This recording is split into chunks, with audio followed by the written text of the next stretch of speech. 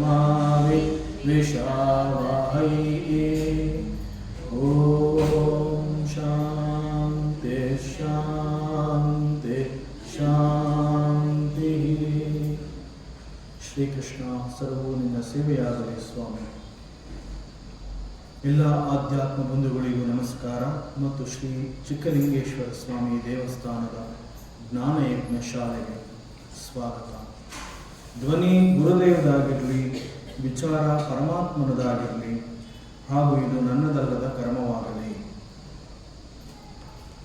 ಶ್ರೀಮದ್ ಭಾಗವತ ಮಹಾಪುರಾಣ ದಶಮ ಸ್ಕಂದ 3ನೇ ಅಧ್ಯಾಯ. ಮೊದಲಿಗೆ ಮಂಗಳಾಚರಣೆ.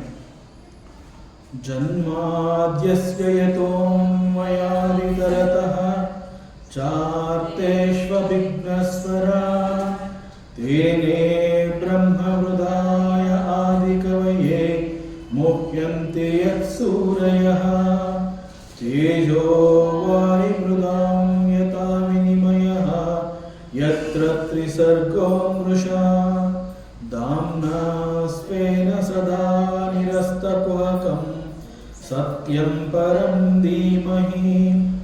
ನಾರಾಯಣಂ ನಮಸ್ಕೃತ್ಯಂ ನರಂ ಚೈವ ನರೋತ್ತಮಂ ದೇವೀಂ ಸರಸ್ವತೀಂ ವ್ಯಾಸಂ ತತೋ ಜಯಮುದೀರಯೇತ್ ತತೋ ಜಯಮುದೀರಯೇತ್.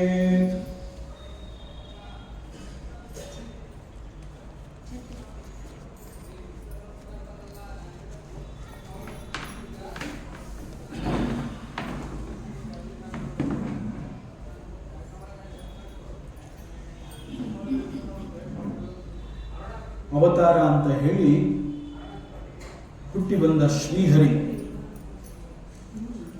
ಈಗ ದೇವಕಿಯ ಗರ್ಭದಲ್ಲಿ ಅವನು ಹುಟ್ಟಿರೋದ್ರಿಂದ ಹುಟ್ಟಿರುವಂತಹವನು ಸಾಮಾನ್ಯ ಶಿಶುವಲ್ಲ, ಸಾಕ್ಷಾತ್ ಹರಿ ಪುರುಷ ಅಂತ ಹೇಳಿ ಪರಮಾತ್ಮನನ್ನ ಸ್ತುತಿ ಮಾಡ್ತಾ ಇದ್ದಾನೆ. ಭಗವಾನ್ ವೇದವ್ಯಾಸರ ರಚನೆ, ಭಾಗವತದ ರಚನೆ ಅಂತಂದ್ರೆ, ಭಾಗವತ ಎಲ್ಲರಿಗೂ ಯಾಕೆ ಇಷ್ಟ ಆಗುತ್ತೆ ಅಂತಂದ್ರೆ, ಒಬ್ಬ ಆಸ್ತಿಕ ಇರಬಹುದು, ಒಬ್ಬ ನಾಸ್ತಿಕ ಇರಬಹುದು, ಆತ್ಮವಿಚಾರದಲ್ಲಿ ಅವನಿಗೆ ಜ್ಞಾನ ಇರಬಹುದು, ಇಲ್ಲದೆ ಇರಬಹುದು, ಸತ್ಯ ಅಂತಂದ್ರೆ ಏನು ಅನ್ನುವಂತಹದ್ದು ಸರಿಯಾಗಿ ತಿಳ್ಕೊಂಡಿರಬಹುದು ಅಥವಾ ತಿಳಿಯದೇ ಇರಬಹುದು. ಎಲ್ಲರಿಗೂ ಭಾಗವತ ಯಾಕೆ ಇಷ್ಟ ಆಗುತ್ತೆ? ಆ ರೀತಿಯಲ್ಲಿ ಭಗವಾನ್ ವೇದವ್ಯಾಸರು ರಚನೆ ಮಾಡಿದ್ದಾರೆ. ಹಿಂದಿನ 2 ಶ್ಲೋಕಗಳ ಮತ್ತೆ ಒಬ್ಬ ಉಪಾಸಕ ಯಾವ ರೀತಿಯಲ್ಲಿ ಭಗವಂತನನ್ನ ಆರಾಧನೆ ಮಾಡ್ತಾನೆ ಎನ್ನುವಂತಹದನ್ನ ಮತ್ತಷ್ಟು ಹೆಚ್ಚು ವಿಸ್ತಾರಗೊಳಿಸಿ ಅದನ್ನು ಶ್ರೀಮಂತ ಮಾಡಿದ್ದಾರೆ. ತಮದ್ಭುತಂ ಬಾಲಕಂ, ಹುಟ್ಟಿರುವಂತಹ ಮಗು ಸಾಕ್ಷಾತ್ ಶ್ರೀಹರಿ. ಅವನು ಸಾಮಾನ್ಯ ಶಿಶು ಅಲ್ಲ. ಇದು ವಸುದೇವನಿಗೆ ಅನುಭವ ಆಗಿದೆ. ಹುಟ್ಟಿದಾಗ ಅದು ನನ್ನ ಮಗು ಅಂತ ಹೇಳಿ ಬಹಳ ಆನಂದದಿಂದ ಸಂತೋಷಪಟ್ಟ. ಮತ್ತು ಮಗುವನ್ನು ನೋಡ್ತಾ ನೋಡ್ತಾ ಆ ಮಗುವಿನ ಲಕ್ಷಣಗಳನ್ನು ಅವನು ಅರ್ಥ ಮಾಡ್ಕೊತಾ ಬಂದಾಗ ಅವನಲ್ಲಿ ಒಂದು ಪ್ರಜ್ಞೆ ಎನ್ನುವಂತಹದ್ದು ಜಾಗೃತವಾಗಿ ಹುಟ್ಟಿದಂತಹ ಮಗು ಸಾಮಾನ್ಯ ಮಗು ಅಲ್ಲ, ಇದು ಸಾಮಾನ್ಯ ಶಿಶು ಅಲ್ಲ. ಸಾಮಾನ್ಯವಾಗಿ ಮಕ್ಕಳು ಹುಟ್ಟಿದ್ರು ಅಂತಂದ್ರೆ ಹುಟ್ಟಿದ ಕೂಡಲೇ ಸ್ವಲ್ಪ ಅಳುತ್ತಾರೆ. ಆದರೆ ಇಲ್ಲಿ ಪರಮಾತ್ಮ ನಗನಗ್ತಾ ಹುಟ್ಟಿದಾನೆ. ಹುಟ್ಟಿದಂತಹ ಮಗು ರತ್ನ ಖಚಿತವಾದ ಕಿರೀಟವನ್ನು ಧರಿಸಿದಾನೆ. ಕಂಠದಲ್ಲಿ ಕೌಸ್ತುಭ ಮಣಿಯ ಹಾರ ಇದೆ. ಎದೆಯಲ್ಲಿ ಶ್ರೀವತ್ಸ ಚಿಹ್ನೆ ಇದೆ. ಚತುರ್ಭುಜಗಳನ್ನು ಹೊಂದಿ ಶಂಖಚಕ್ರ ಗದಾಧಾರಿಯಾಗಿ ಬಂದಿದ್ದಾನೆ. ಪೀತಾಂಬರಧಾರಿಯಾಗಿದ್ದಾನೆ. ಇದೆಲ್ಲ ನೋಡಿದಾಗ ಗೊತ್ತಾಗುತ್ತೆ ಇದು ಸಾಮಾನ್ಯ ಶಿಶು ಅಲ್ಲ. ಹೀಗೆ ಹೇಳಿದಾಗ ಸಾಮಾನ್ಯವಾಗಿ ಭಗವಂತ ಅಥವಾ ದೇವರ ವಿಚಾರ ಅನ್ನುವಂತಹದ್ದು ಗೊತ್ತಿಲ್ಲದೆ ಇದ್ದಾಗ ಮನಸ್ಸು ಅನೇಕ ಪ್ರಶ್ನೆಗಳನ್ನು ಮಾಡುತ್ತೆ.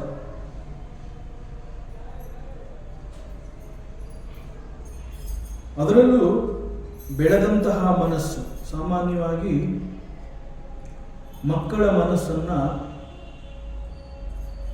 ಬಹಳ ಮುಗ್ಧ ಅಂತ ಹೇಳ್ತಾರೆ. ಒಂದು ಮಗುವಿನ ಮನಸ್ಸನ್ನು ಕುರಿತು ಹೇಳಬೇಕಾದ್ರೆ ವೆರಿ ಇನ್ನೋಸೆಂಟ್ ಅಂತ ಹೇಳ್ತೀವಿ. ಯಾಕೆ ಅಂತಂದ್ರೆ ಮಗು ಏನು ಕೂಡ ಪ್ರಶ್ನೆ ಮಾಡೋದೇ ಇಲ್ಲ. ನಾವು ಹೇಳಿರುವಂತಹ ಎಲ್ಲವನ್ನ ಅದು ನಂಬತ್ತೆ, ಕೇಳುತ್ತೆ. ಮಗುವನ್ನ ಒಂದು ಕಟ್ಟೆ ಮೇಲೆ ನಿಲ್ಲಿಸ್ಬಿಟ್ಟು ನೀನು ಜಂಪ್ ಮಾಡು, ನಾ ಹಿಡ್ಕೋತೀನಿ ಅಂತಂದ್ರೆ ಹಿಂದೆ ಮುಂದೆ ನೋಡದೆ ಜಂಪ್ ಮಾಡುತ್ತೆ. ಮಗು ಇಟ್ ಜಸ್ಟ್ ಬಿಲೀವ್ಸ್ ಅಸ್, ಅಪ್ಪ ನನ್ನ ಕ್ಯಾಚ್ ಹಿಡಿತಾನೆ ಅನ್ನುವಂತಹ ನಂಬಿಕೆ ಆ ಮಗುವಿರುತ್ತೆ. ಯಾಕೆ ಅಷ್ಟು ನಂಬಿಕೆ ಆ ಮಗುವಿನಲ್ಲಿರುತ್ತೆ ಅಂತಂದ್ರೆ ಮಗುವಿನ ಮನಸ್ಸು ಬೆಳೆದಿರೋದಿಲ್ಲ. ಅಲ್ಲಿ ಮನಸ್ಸು ಅನ್ನುವಂತಹದ್ದು ಪಕ್ವವಾಗಿರೋದಿಲ್ಲ. ಮನಸ್ಸು ಬಹಳ ಮುಗ್ಧತೆಯಿಂದ ಕೂಡಿರುತ್ತೆ. ಮುಗ್ಧತೆಯಿಂದ ಕೂಡಿರುವಂತಹ ಮನಸ್ಸು ಅಂತಂದಾಗ ಅದು ನಿರ್ಮಲವಾಗಿರುತ್ತೆ. ಅದು ಪ್ರಶ್ನೆಯನ್ನು ಮಾಡೋದಿಲ್ಲ, ಅದು ವಿಚಾರವನ್ನ ಮಾಡೋದಿಲ್ಲ, ಯಾವುದನ್ನ ತುಲನೆ ಮಾಡೋದಿಲ್ಲ, ಯಾವುದನ್ನ ವಿಭಾಗ ಮಾಡೋದಿಲ್ಲ. ಮನಸ್ಸು ಅಂತ ಹೇಳಿದಾಗ ಮನಸ್ಸು ಅನ್ನುವಂತಹದ್ದು ಅದರ ಮುಖ್ಯ ಸ್ವಭಾವವೇ ವಿಚಾರವನ್ನ ಕುರಿತು ಕಟ್ ಮಾಡುತ್ತೆ. ಅದು ಬೈಸೆಕ್ಟ್ಸ್. ಪ್ರತಿಯೊಂದನ್ನ ವಿಚಾರ ಮಾಡಬೇಕಾದ್ರೆ ಯಾವುದೇ ಒಂದು ವಿಚಾರವನ್ನ ಅದು ನೇರವಾಗಿ ಸ್ವೀಕರಿಸುವುದಿಲ್ಲ. ಮತ್ತೆ ಮತ್ತೆ ಪ್ರಶ್ನೆ ಮಾಡುತ್ತೆ, ಇದು ಹೌದಾ ಅಲ್ವಾ, ಇದು ನಿಜಾನ, ಇದು ಸುಳ್ಳ. ಹೀಗೆ ಮನಸ್ಸು ಪ್ರತಿಯೊಂದನ್ನು ಪ್ರಶ್ನೆ ಮಾಡುತ್ತೆ. ಇಲ್ಲಿ ಒಂದು ಮಗು ಹುಟ್ಟಿದೆ ಅಂತಂದಾಗ ಬೆಳೆದಂತಹ ಮನಸ್ಸು ಎರಡು ರೀತಿಯಲ್ಲಿ ಪ್ರಶ್ನೆ ಮಾಡುತ್ತೆ. ಅದಕ್ಕಿಂತ ಮುಂಚೆ ಇಲ್ಲಿ ಭಗವಂತನನ್ನ ವಸುದೇವ ಸ್ತುತಿ ಮಾಡಬೇಕಾದ್ರೆ ಸರ್ವ ಬುದ್ಧಿದೃಕ್ ಅಂತ ಹೇಳಿರ್ತಾನೆ. ಕೇವಲಾನುಭವ ಆನಂದ ಸ್ವರೂಪಿ ಅಂತ ಕೂಡ ಭಗವಂತನನ್ನ ಹೇಳಿರ್ತಾನೆ. ಕೇವಲ ಆನಂದ ಸ್ವರೂಪ ಯಾವಾಗ ಅರಿವು ಅಥವಾ ಪ್ರಜ್ಞೆ ಅಂತ ನಾವೇನು ಹೇಳ್ತೀವಿ, ಆ ಪ್ರಜ್ಞೆ ಅನ್ನುವಂತಹದ್ದು ಅವೇರ್ನೆಸ್ ಅಂತ ಹೇಳ್ತೀವಿ ಇಂಗ್ಲಿಷಲ್ಲಿ. It is nothing but an experience. ಅದೊಂದು ಅನುಭವ. ಈ ಒಂದು ಅನುಭವವನ್ನು ನಾವು ಹೇಗೆ ಮಾಡ್ಕೋಬೇಕು ಅಂತಂದ್ರೆ it should be experienced in its purest form. Purest form ಅಂತಂದ್ರೆ ಪರಿಶುದ್ಧವಾಗಿರುವಂತಹದ್ದು, ಕಲ್ಮಶವೇ ಇಲ್ಲದೆ ಇರುವಂತಹದ್ದನ್ನ ಪರಿಶುದ್ಧ ಅಂತ ಹೇಳ್ತಾರೆ. ಮತ್ತಷ್ಟು ಸುಲಭವಾಗಿ ಅರ್ಥ ಮಾಡ್ಕೋಬೇಕು ಅಂತಂದ್ರೆ ಒಂದು ಬಿಳಿಯ ವಸ್ತ್ರವನ್ನು ಕುರಿತು ನೋಡಿದಾಗ ಆ ಎಲ್ಲ ಕಡೆ ಆ ಬಿಳುಪು ಅನ್ನುವಂತಹದ್ದು ಪ್ರಜ್ವಲಿಸ್ತಾ ಇರುತ್ತೆ. ಅಲ್ಲಿ ಬಿಳುಪು ಅನ್ನೋದನ್ನ ಬಿಟ್ಟು ಮತ್ತೆ ಇನ್ನೊಂದೇನೂ ಇಲ್ಲ. ಒಂದು ವೇಳೆ ಎಲ್ಲೋ ಒಂದು ಕಡೆ ಒಂದು ಸಣ್ಣ ಕಪ್ಪು ಚುಕ್ಕಿ ಇದೆ ಅಂತಂದ್ರೆ ಆ ಬಟ್ಟೆ ಅನ್ನುವಂತಹದ್ದು ಬಿಳಿಯದಾಗಿದೆ ಅಂತ ಹೇಳಿದ್ರು ಕೂಡ it is not pure white ಅಂತ ಹೇಳ್ತೀವಿ. ಯಾಕೆ why we call it it is not pure white? The entire cloth is very white. ಎಲ್ಲೋ ಒಂದ್ ಕಡೆ ಒಂದು ಸಣ್ಣ ಡಾಟ್ ಇದೆಯಲ್ಲ, yes, because of that dot it is not pure. ಹೀಗೆ ಮನಸ್ಸು ಅನ್ನುವಂತಹದ್ದು ಬಹಳ ಪರಿಶುದ್ಧವಾಗಿರುವಂತಹ ಸಮಯದಲ್ಲಿ ಕೆಲವು ಅನುಭವಗಳನ್ನು ನಾವು ಮಾಡ್ಕೋಬೇಕಾಗುತ್ತೆ. So as you grow in purity,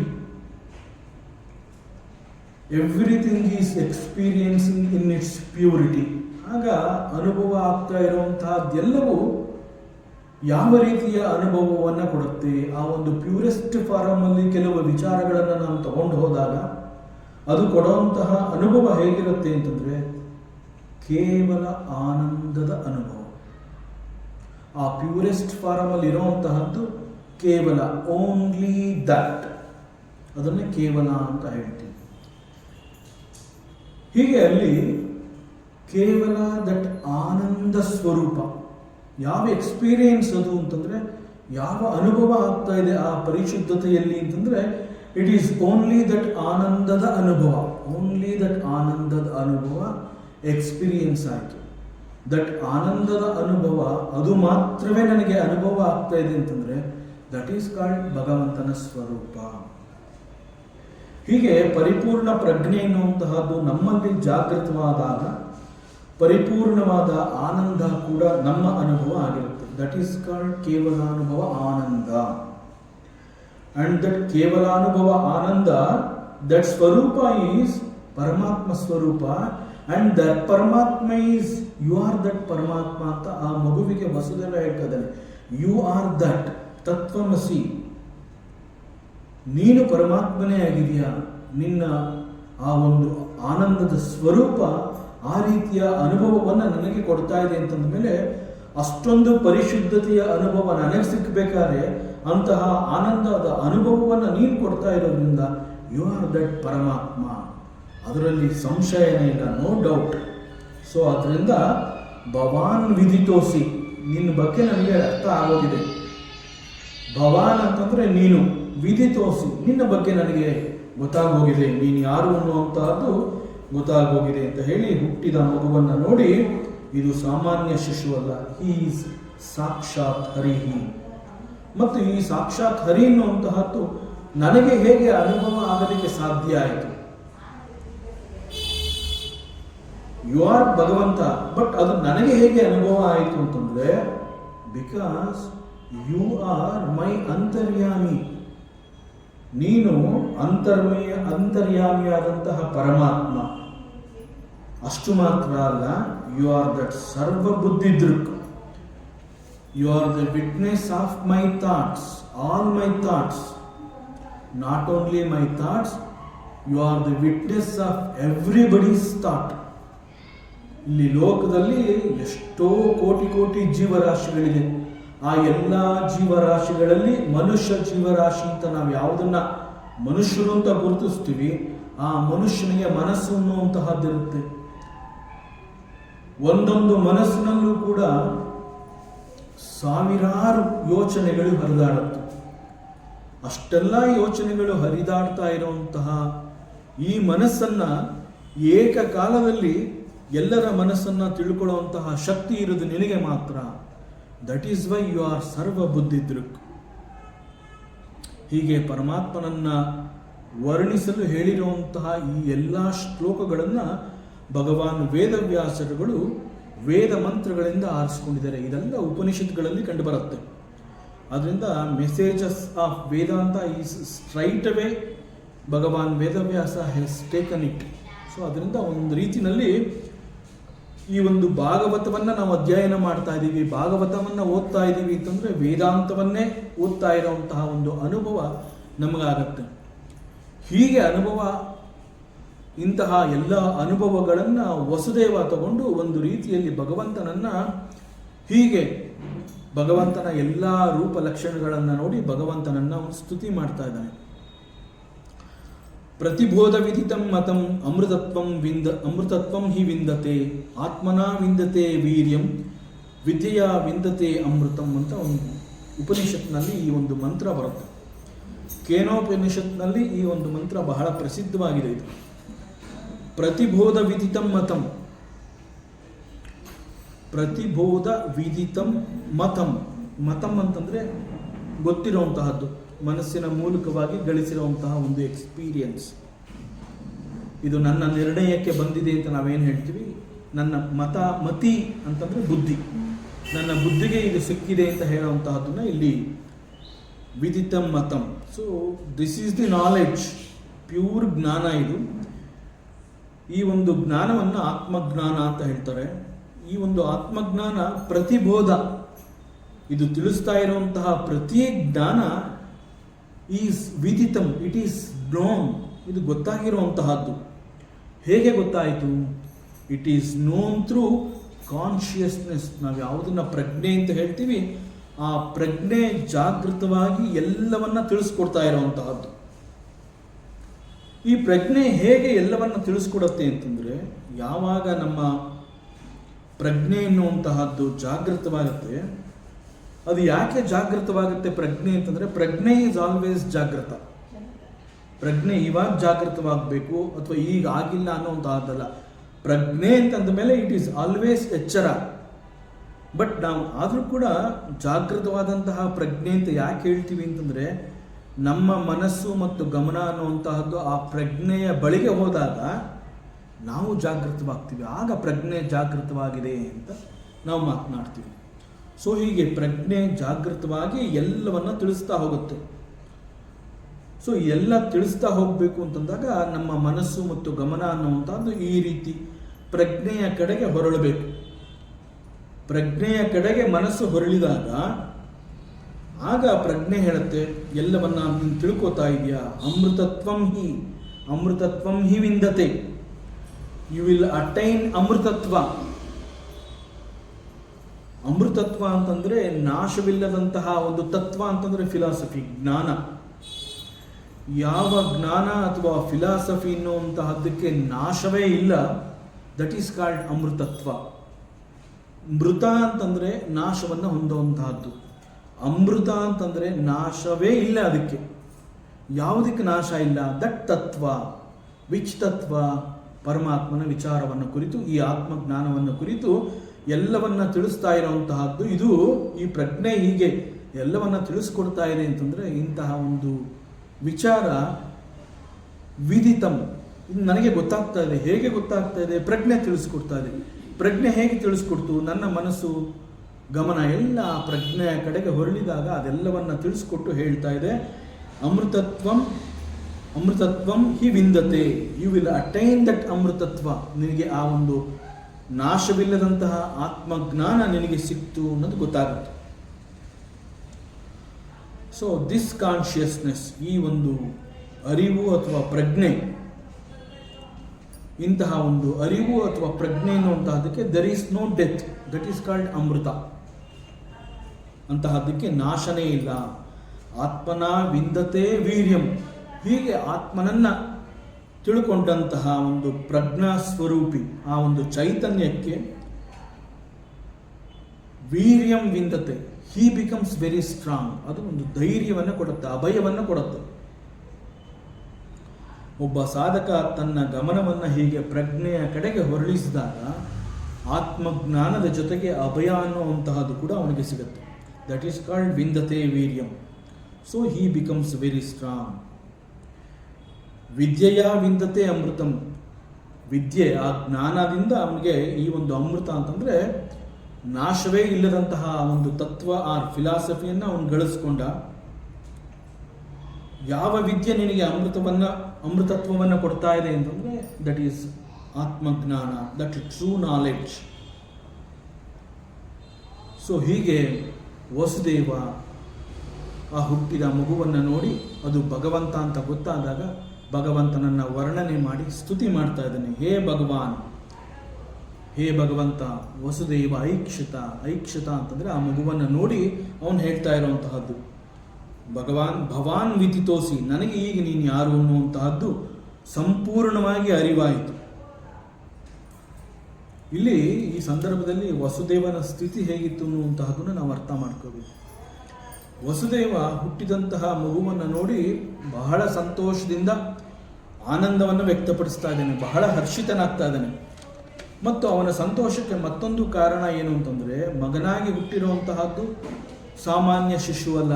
ಹುಟ್ಟಿದಂತಹ ಮಗುವನ್ನ ಸಂಭ್ರಮ ಪಡ್ತಾ ಇರುವಂತಹದ್ದು ಒಂದು ವಿಚಾರ, ಜೊತೆಯಲ್ಲಿ ಹುಟ್ಟಿದಂತಹ ಆ ಒಂದು ಅಸಾಮಾನ್ಯ ಮಗು ಅಂತಂದ್ರೆ ಭಗವಂತನೇ ಮಗನಾಗಿ ಹುಟ್ಟಿರುವಂತಹ ಸಾಕ್ಷಾತ್ ಶ್ರೀಹರಿ ಮಹಾವಿಷ್ಣು ಮಹಾಪುರುಷ ಆ ಮಗುವನ್ನ ನೋಡಿ ಆ ಒಂದು ಸಂಭ್ರಮದ ಜೊತೆನಲ್ಲಿ ಅಮೃತತ್ವವನ್ನ ತಿಳಿಯುವಂತಹ ಒಂದು ಅವಸ್ಥೆಗೆ ವಸುದೇವ ಬಂದಿದ್ದಾನೆ.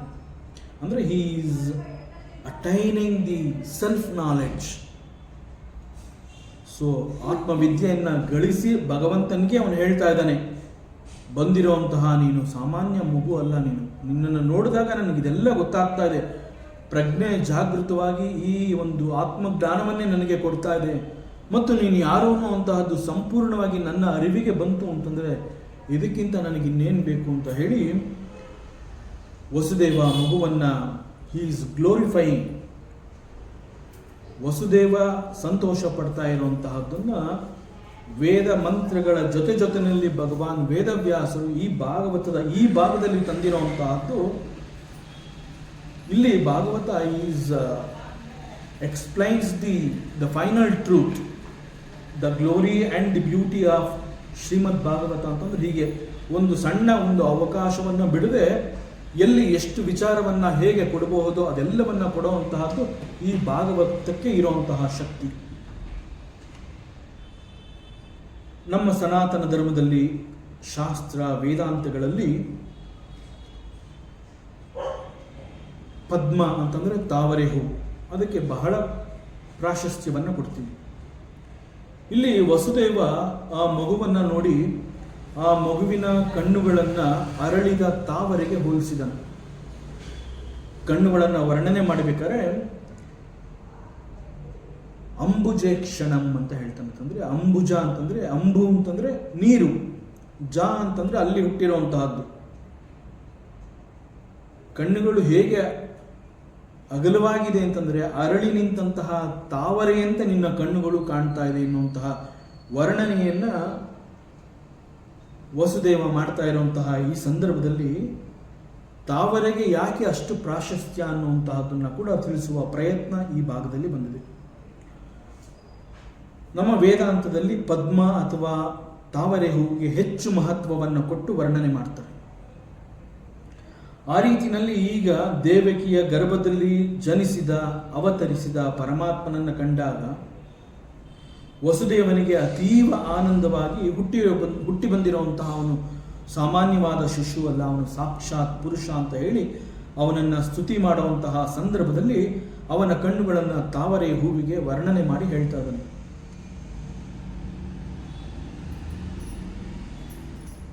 ಭಗವಂತನ ಬಗ್ಗೆ ಒಂದು ಶ್ರದ್ಧೆ ಇರುವಂತಹ ಸಂದರ್ಭದಲ್ಲಿ ಸಾಮಾನ್ಯವಾಗಿ ಯಾರೇ ಆದರೂ ಕೂಡ ಈ ಒಂದು ಗ್ಲೋರಿಫಿಕೇಶನ್ಗಳನ್ನ ಅಥವಾ ಪರಮಾತ್ಮನ ಮಹಿಮೆಯನ್ನ ಲೀಲೆಯನ್ನ ಅವೆಲ್ಲ ಬಂದಾಗ ನಮಗೆ ಅರ್ಥ ಆಗುತ್ತೋ ಬಿಡುತ್ತೋ, ಆದರೆ ನಮ್ಮಲ್ಲಿ ಶ್ರದ್ಧೆ ಎನ್ನುವಂತಹದ್ದು ಎಷ್ಟು ಆಳವಾಗಿ ಬೇರೂರಿದೆ ಅಂತಂದ್ರೆ ಅರ್ಥ ಆಗುತ್ತೋ ಬಿಡುತ್ತೋ ಆ ಒಂದು ಲೀಲೆಯನ್ನು ನಾವು ಅನುಭವಿಸ್ತೀವಿ, ಆ ಲೀಲೆಗೆ ಮಹತ್ವವನ್ನು ಕೊಡ್ತೀವಿ, ಆ ಲೀಲೆಯನ್ನು ಮೆಚ್ಕೋತೀವಿ ಮತ್ತು ಅದು ಭಗವಂತನ ಲೀಲೆ ಅಂತ ಹೇಳಿ ಅದನ್ನು ಅವನಿಗೆ ಒಪ್ಪಿಸ್ಬಿಡ್ತೀವಿ. ಇದು ಇನ್ಯಾರ ಕೈಲೂ ಮಾಡೋಕ್ಕಾಗೋದಿಲ್ಲ.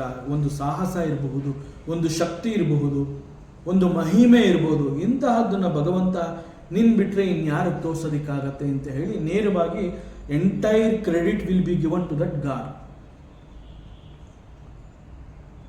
ಆದರೆ ಎಲ್ಲರೂ ಕೂಡ ಈ ಒಂದು ಶಾಸ್ತ್ರದಲ್ಲಿ ಶ್ರದ್ಧೆಯನ್ನು ಇಟ್ಕೊಂಡಿರ್ತಾರೆ ಅಂತ ಏನು ಗ್ಯಾರಂಟಿ ಇಲ್ಲ. ಎಲ್ಲರೂ ಈ ಆತ್ಮನನ್ನ, ಭಗವಂತನನ್ನ, ಆತ್ಮವಿಚಾರವನ್ನ ನಂಬಲೇಬೇಕು ಅಂತಲೇ ಏನಿಲ್ಲ. ವಸುದೇವ ಹೇಳ್ತಾ ಇದ್ದಾನೆ, ಆ ಮಗುವಿನ ಕಣ್ಣನ್ನು ನೋಡಿ ಅರಳಿದಂತಹ ತಾವರೆ ಅಂತಿದೆ ನಿನ್ನ ಕಣ್ಣುಗಳು ಅಂತ. ವಸುದೇವ ಹೇಳಿದ್ದನ್ನ ನಾವೆಲ್ಲರೂ ಖುಷಿ ಪಡ್ಬೋದು, ನಾವುಗಳು ಅದನ್ನೆಲ್ಲ ನಂಬ್ತೀವಿ. ನಮಗೆ ಆ ಒಂದು ಕಣ್ಣುಗಳು ಅಷ್ಟು ಅಗಲವಾಗಿದೆ ಅಂತಂದಾಗ ಅದು ಎಷ್ಟರ ಮಟ್ಟಿಗೆ ಅರ್ಥ ಆಗುತ್ತೋ ವಿ ವಿಲ್ ನಾಟ್ ಡಿಸ್ಪ್ಯೂಟ್. ಆದರೆ ಮನುಷ್ಯನ ಮನಸ್ಸು ಅನ್ನುವಂತಹದ್ದು ಬೆಳೀತಾ ಇದ್ದಾಗ ಮನಸ್ಸು ಕೂಡ ಬೆಳೀತಾ ಬರುತ್ತೆ. ಸೊ ಬೆಳೆದಂತಹ ಮನಸ್ಸು ನೇರವಾಗಿ ಯಾವ ವಿಚಾರವನ್ನು ಕೂಡ ಅದು ಒಪ್ಕೊಳ್ಳೋದಿಲ್ಲ, ಪ್ರತಿಯೊಂದನ್ನ ಪ್ರಶ್ನೆ ಮಾಡುತ್ತೆ. ಕಣ್ಣು ಅಂತಂದ್ರೆ ಅರ್ಧ ಇಂಚ್ ಇರುತ್ತೆ ಮ್ಯಾಕ್ಸಿಮಮ್. ದೊಡ್ಡ ಕಣ್ಣು ಅಂತಂದ್ರೆ ಅರ್ಧ ಇಂಚ್, 3/4 ಇಂಚ್ ಇರುತ್ತೆ. ಹುಟ್ಟಿರುವಂತಹ ಮಗುವಿಗೆ ಅಗಲವಾಗಿ ಅರಳಿರುವಂತಹ ತಾವರೆಯ ಹೂವಿನಂತೆ ಇದೆ ಅಂತ ಹೇಳಿದಾಗ ಅದನ್ನು ಹೇಗೆ ಒಪ್ಕೋಬೇಕು ಅನ್ನುವಂತಹ ಪ್ರಶ್ನೆಯನ್ನು ಮಾಡುವಂತಹವರು ಕೂಡ ಇರ್ತಾರೆ. ಅದಕ್ಕೆ ಶಾಸ್ತ್ರ ಆ ಒಂದು ಈ ವಿಚಾರವನ್ನು ಇಲ್ಲಿಗೆ ನಿಲ್ಲಿಸಬಾರದು ಅಂತ ಹೇಳಿ ಯಾಕೆ ಹೀಗೆ ವರ್ಣನೆಯನ್ನು ಮಾಡಿದ್ದಾರೆ ಎನ್ನುವಂತಹದ್ದನ್ನು ಕೂಡ ಇಲ್ಲಿ ತಿಳಿಸುವಂತಹ ಪ್ರಯತ್ನ. ಇಲ್ಲಿ ಪರಮಾತ್ಮನನ್ನ ವರ್ಣನೆ ಮಾಡುವಾಗ ವಸುದೇವ ಹೇಳ್ತಾನೆ, ತಾವರೆ ಹೂವಿನಂತೆ ಅಗಲವಾದ ಕಣ್ಣುಗಳು, ವಜ್ರಖಚಿತವಾದ ಕಿರೀಟ, ಸೊಂಟದಲ್ಲಿ ಒಡ್ಯಾಣ ಇತ್ಯಾದಿಗಳನ್ನು ವರ್ಣನೆ ಮಾಡಿದ್ದಾನೆ. ಸೊ ಬೆಳೆದಂತಹ ಮನಸ್ಸು ಇದನ್ನೆಲ್ಲ ನೇರವಾಗಿ ಒಪ್ಕೊಳ್ಳೋದಿಲ್ಲ. ಬಟ್ ಶಾಸ್ತ್ರ ಇದನ್ನು ಇಲ್ಲಿ ನಿಲ್ಲಿಸೋದಿಲ್ಲ. It is going to explain everything. It is going to clear everybody's doubts. Bhagavata ಪರಮಾತ್ಮನನ್ನ ಇಲ್ಲಿ ಯಾವ ರೀತಿ ವರ್ಣನೆ ಮಾಡಿದೆ ಅಂತಂದ್ರೆ, ಬಾಲಕಂ ಅಂಬುಜೇಕ್ಷಣಂ, ಲೋಟಸ್ ಐ, ಕಣ್ಣುಗಳು ಅರಳಿದ ಕಮಲದಂತೆ ಇದೆ, ಅಥವಾ ತಾವರೆ, ಪದ್ಮ, ಇದೆಲ್ಲ ಅದೇ ಹೆಸರು, ಅದೇ ಅರ್ಥವನ್ನು ಕೊಡುತ್ತೆ. ಈ ತಾವರೆ ಅಥವಾ ಪದ್ಮ ಅನ್ನುವಂತಹದ್ದು ನಮ್ಮ ಶಾಸ್ತ್ರದಲ್ಲಿ ಅದನ್ನ ಪರಿಪೂರ್ಣತ್ವವನ್ನು ಸೂಚಿಸುವಂತಹ ಒಂದು ಪದ. ತಾವರೆ ಅಂತ ಹೇಳಿದಾಗ ಅಥವಾ ಪದ್ಮ ಅಂತಂದಾಗ ವೈ ಇಟ್ ಈಸ್ ಶ್ರೇಷ್ಠ ಅಂತಂದ್ರೆ ಬೇರೆ ಯಾವುದರಲ್ಲಿ ಕೂಡ ಏನೋ ಒಂದು ಹುಳುಕನ್ನ, ಒಂದು ದೋಷವನ್ನ ಅಥವಾ ಒಂದು ಕೊರತೆಯನ್ನು ನಾವು ನೋಡಬಹುದು. ಆದರೆ ತಾವರೆ ಅಂತ ಹೇಳಿದಾಗ ಇಟ್ ಈಸ್ ಪರ್ಫೆಕ್ಟ್. ಪದ್ಮ ಅಂತ ಹೇಳಿದಾಗ ನೋ ಡಿಸ್ಪ್ಯೂಟ್ಸ್. ಯಾಕೆ ಒಂದು ತಾವರೆ ಹೂವಿಗೆ ಅಥವಾ ಪದ್ಮಕ್ಕೆ ಈ ಒಂದು ಕ್ವಾಲಿಟಿಗಳನ್ನೆಲ್ಲ ಕೊಟ್ಟಿದ್ದಾರೆ, ಅಷ್ಟು ಪ್ರಾಶಸ್ತ್ಯವನ್ನು ಕೊಟ್ಟಿದ್ದಾರೆ ಅಂತಂದರೆ, ತಾವರೆ ಹೂವು ಅಂತ ಹೇಳಿದಾಗ ನಮಗೆಲ್ಲ ಗೊತ್ತಿರೋ ಹಾಗೆ ಈ ತಾವರೆ ಎನ್ನುವಂತಹದ್ದು ಕೆಸರಿನಲ್ಲಿ ಹುಟ್ಟಿ ಬೆಳೆಯುವಂತಹದ್ದು. ತಾವರೆ ಕೆಸರಿನಲ್ಲಿ ಹುಟ್ಟುತ್ತೆ. ಕೆಸರಿನಲ್ಲಿರುವಂತಹ ಆ ಒಂದು ನೀರನ್ನು ಉಪಯೋಗಿಸಿಕೊಂಡು ಅಲ್ಲಿ ಬೆಳೆಯುತ್ತೆ.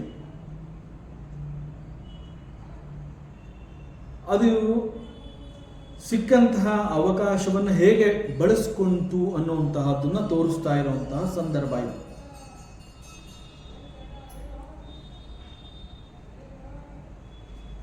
ಫಸ್ಟ್ ಆಫ್ ಆಲ್, ಕೆಸರು ಅಥವಾ ಕೆಸರಿನ ನೀರು ಅಂತಂದಾಗ it is not a clear water, it is a ಮಡಿ ವಾಟರ್.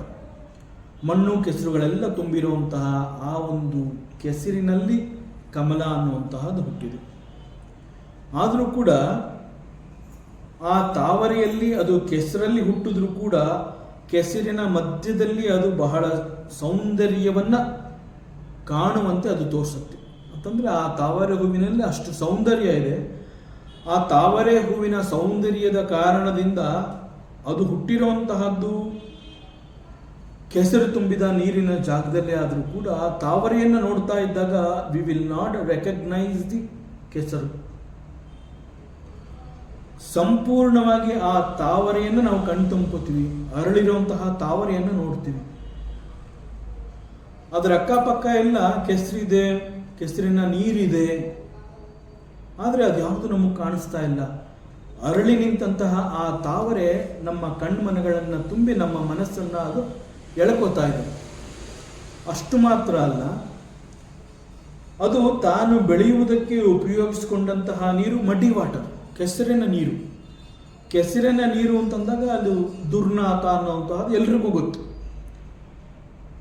ಇಟ್ ಈಸ್ ಅ ಮಡಿ ವಾಟರ್ ಅಂತಂದಾಗ ಅಲ್ಲಿ ಯಾವ ರೀತಿಯ ಪರಿಮಳ ಯುಕ್ತವಾದಂತಹ ನೀರನ್ನ ನಾವು ನೋಡೋದಿಲ್ಲ. It is not a clear water. ಕೆಸರಿರುವಂತಹ ಜಾಗ, ದುರ್ನಾಥದ ನೀರಿನಿಂದ ಕೂಡಿರುವಂತಹ ಆ ಪರಿಸರದಲ್ಲಿ ಬೆಳೆದು ಅರಳಿ ನಿಂತಹ ತಾವರೆ ತನ್ನಲ್ಲಿ ಪರಿಮಳವನ್ನು ತುಂಬಿಕೊಂಡು ಆ ಪರಿಮಳವನ್ನು ಎಲ್ಲೆಡೆ ಹರಡುತ್ತಾ ಇದೆ. ಆ ಒಂದು ಸುಗಂಧ ಅನ್ನುವಂತಹದ್ದು ಎಲ್ಲ ಕಡೆ ಹರಡುತ್ತಾ ಇದೆ. ಯಾವಾಗ ಆ ಒಂದು ಸುಗಂಧದ ಆಘ್ರಾಣವನ್ನ ಅನುಸರಿಸಿ ಈ ಹೂವಿನಲ್ಲಿ ಸಿಹಿ ಇದೆ, ಮಕರಂದ ಇದೆ ಅಂತ ಹೇಳಿ ದುಂಬಿಗಳು, ಜೇನ್ನೊಣಗಳು ಕೂಡ ಆ ತಾವರೆಯ ಹೂವಿಗೆ ಮುತ್ಕೊಂಡಿದೆ. ತಾನು ಹುಟ್ಟಿದ್ದು ಕೆಸರಿನಲ್ಲಿ, ಬೆಳೆಯೋದಕ್ಕೆ ಬಳಸ್ಕೊಂಡಿದ್ದಂಥದ್ದು ದುರ್ನಾಥದ ನೀರನ್ನ, ಆದರೆ ಅದು ಜೇನು ನೊಣಗಳಿಗೆ, ದುಂಬಿಗಳಿಗೆ ಕೊಡ್ತಾ ಇರುವಂತಹದ್ದು ಮಕರಂದವನ್ನ, ನೋಡುವಂತಹ ಕಣ್ಣುಗಳಿಗೆ ಸೌಂದರ್ಯವನ್ನು ಕೊಡ್ತಾ ಇದೆ ಈ ತಾವರೆ. So this is the only reason why ತಾವರೆ ಈಸ್ ಸೋ ಶ್ರೇಷ್ಠ. ಅಲ್ಲಿ ಯಾವ ಒಂದು ದೋಷವನ್ನು ಹುಡುಕಕ್ಕಾಗ್ತಾ ಇಲ್ಲ. ಮತ್ತು ಇದರ ಒಂದು ಗಂಭೀರತೆಯನ್ನ ಭಾಗವತ ಅಥವಾ ಶಾಸ್ತ್ರದಲ್ಲಿ ತಂದು ತಾವರೆಯ ಶ್ರೇಷ್ಠತೆಯನ್ನು ಯಾಕೆ ಮನುಷ್ಯನಿಗೆ ಅದು ತಿಳಿಸ್ಕೊಡ್ತಾ ಇದೆ ಅಂತಂದ್ರೆ, ಸಾಮಾನ್ಯವಾಗಿ ಮನುಷ್ಯ ಅನೇಕ ಸಂದರ್ಭಗಳಲ್ಲಿ ಪರಿಸ್ಥಿತಿ ತನಗೆ ಪ್ರತಿಕೂಲವಾಗಿದೆ ಅಂತಂದಾಗ ಸುತ್ತಲಿನ ಪರಿಸರವನ್ನು ಅವನು ದೂಷಿಸ್ತಾನೆ.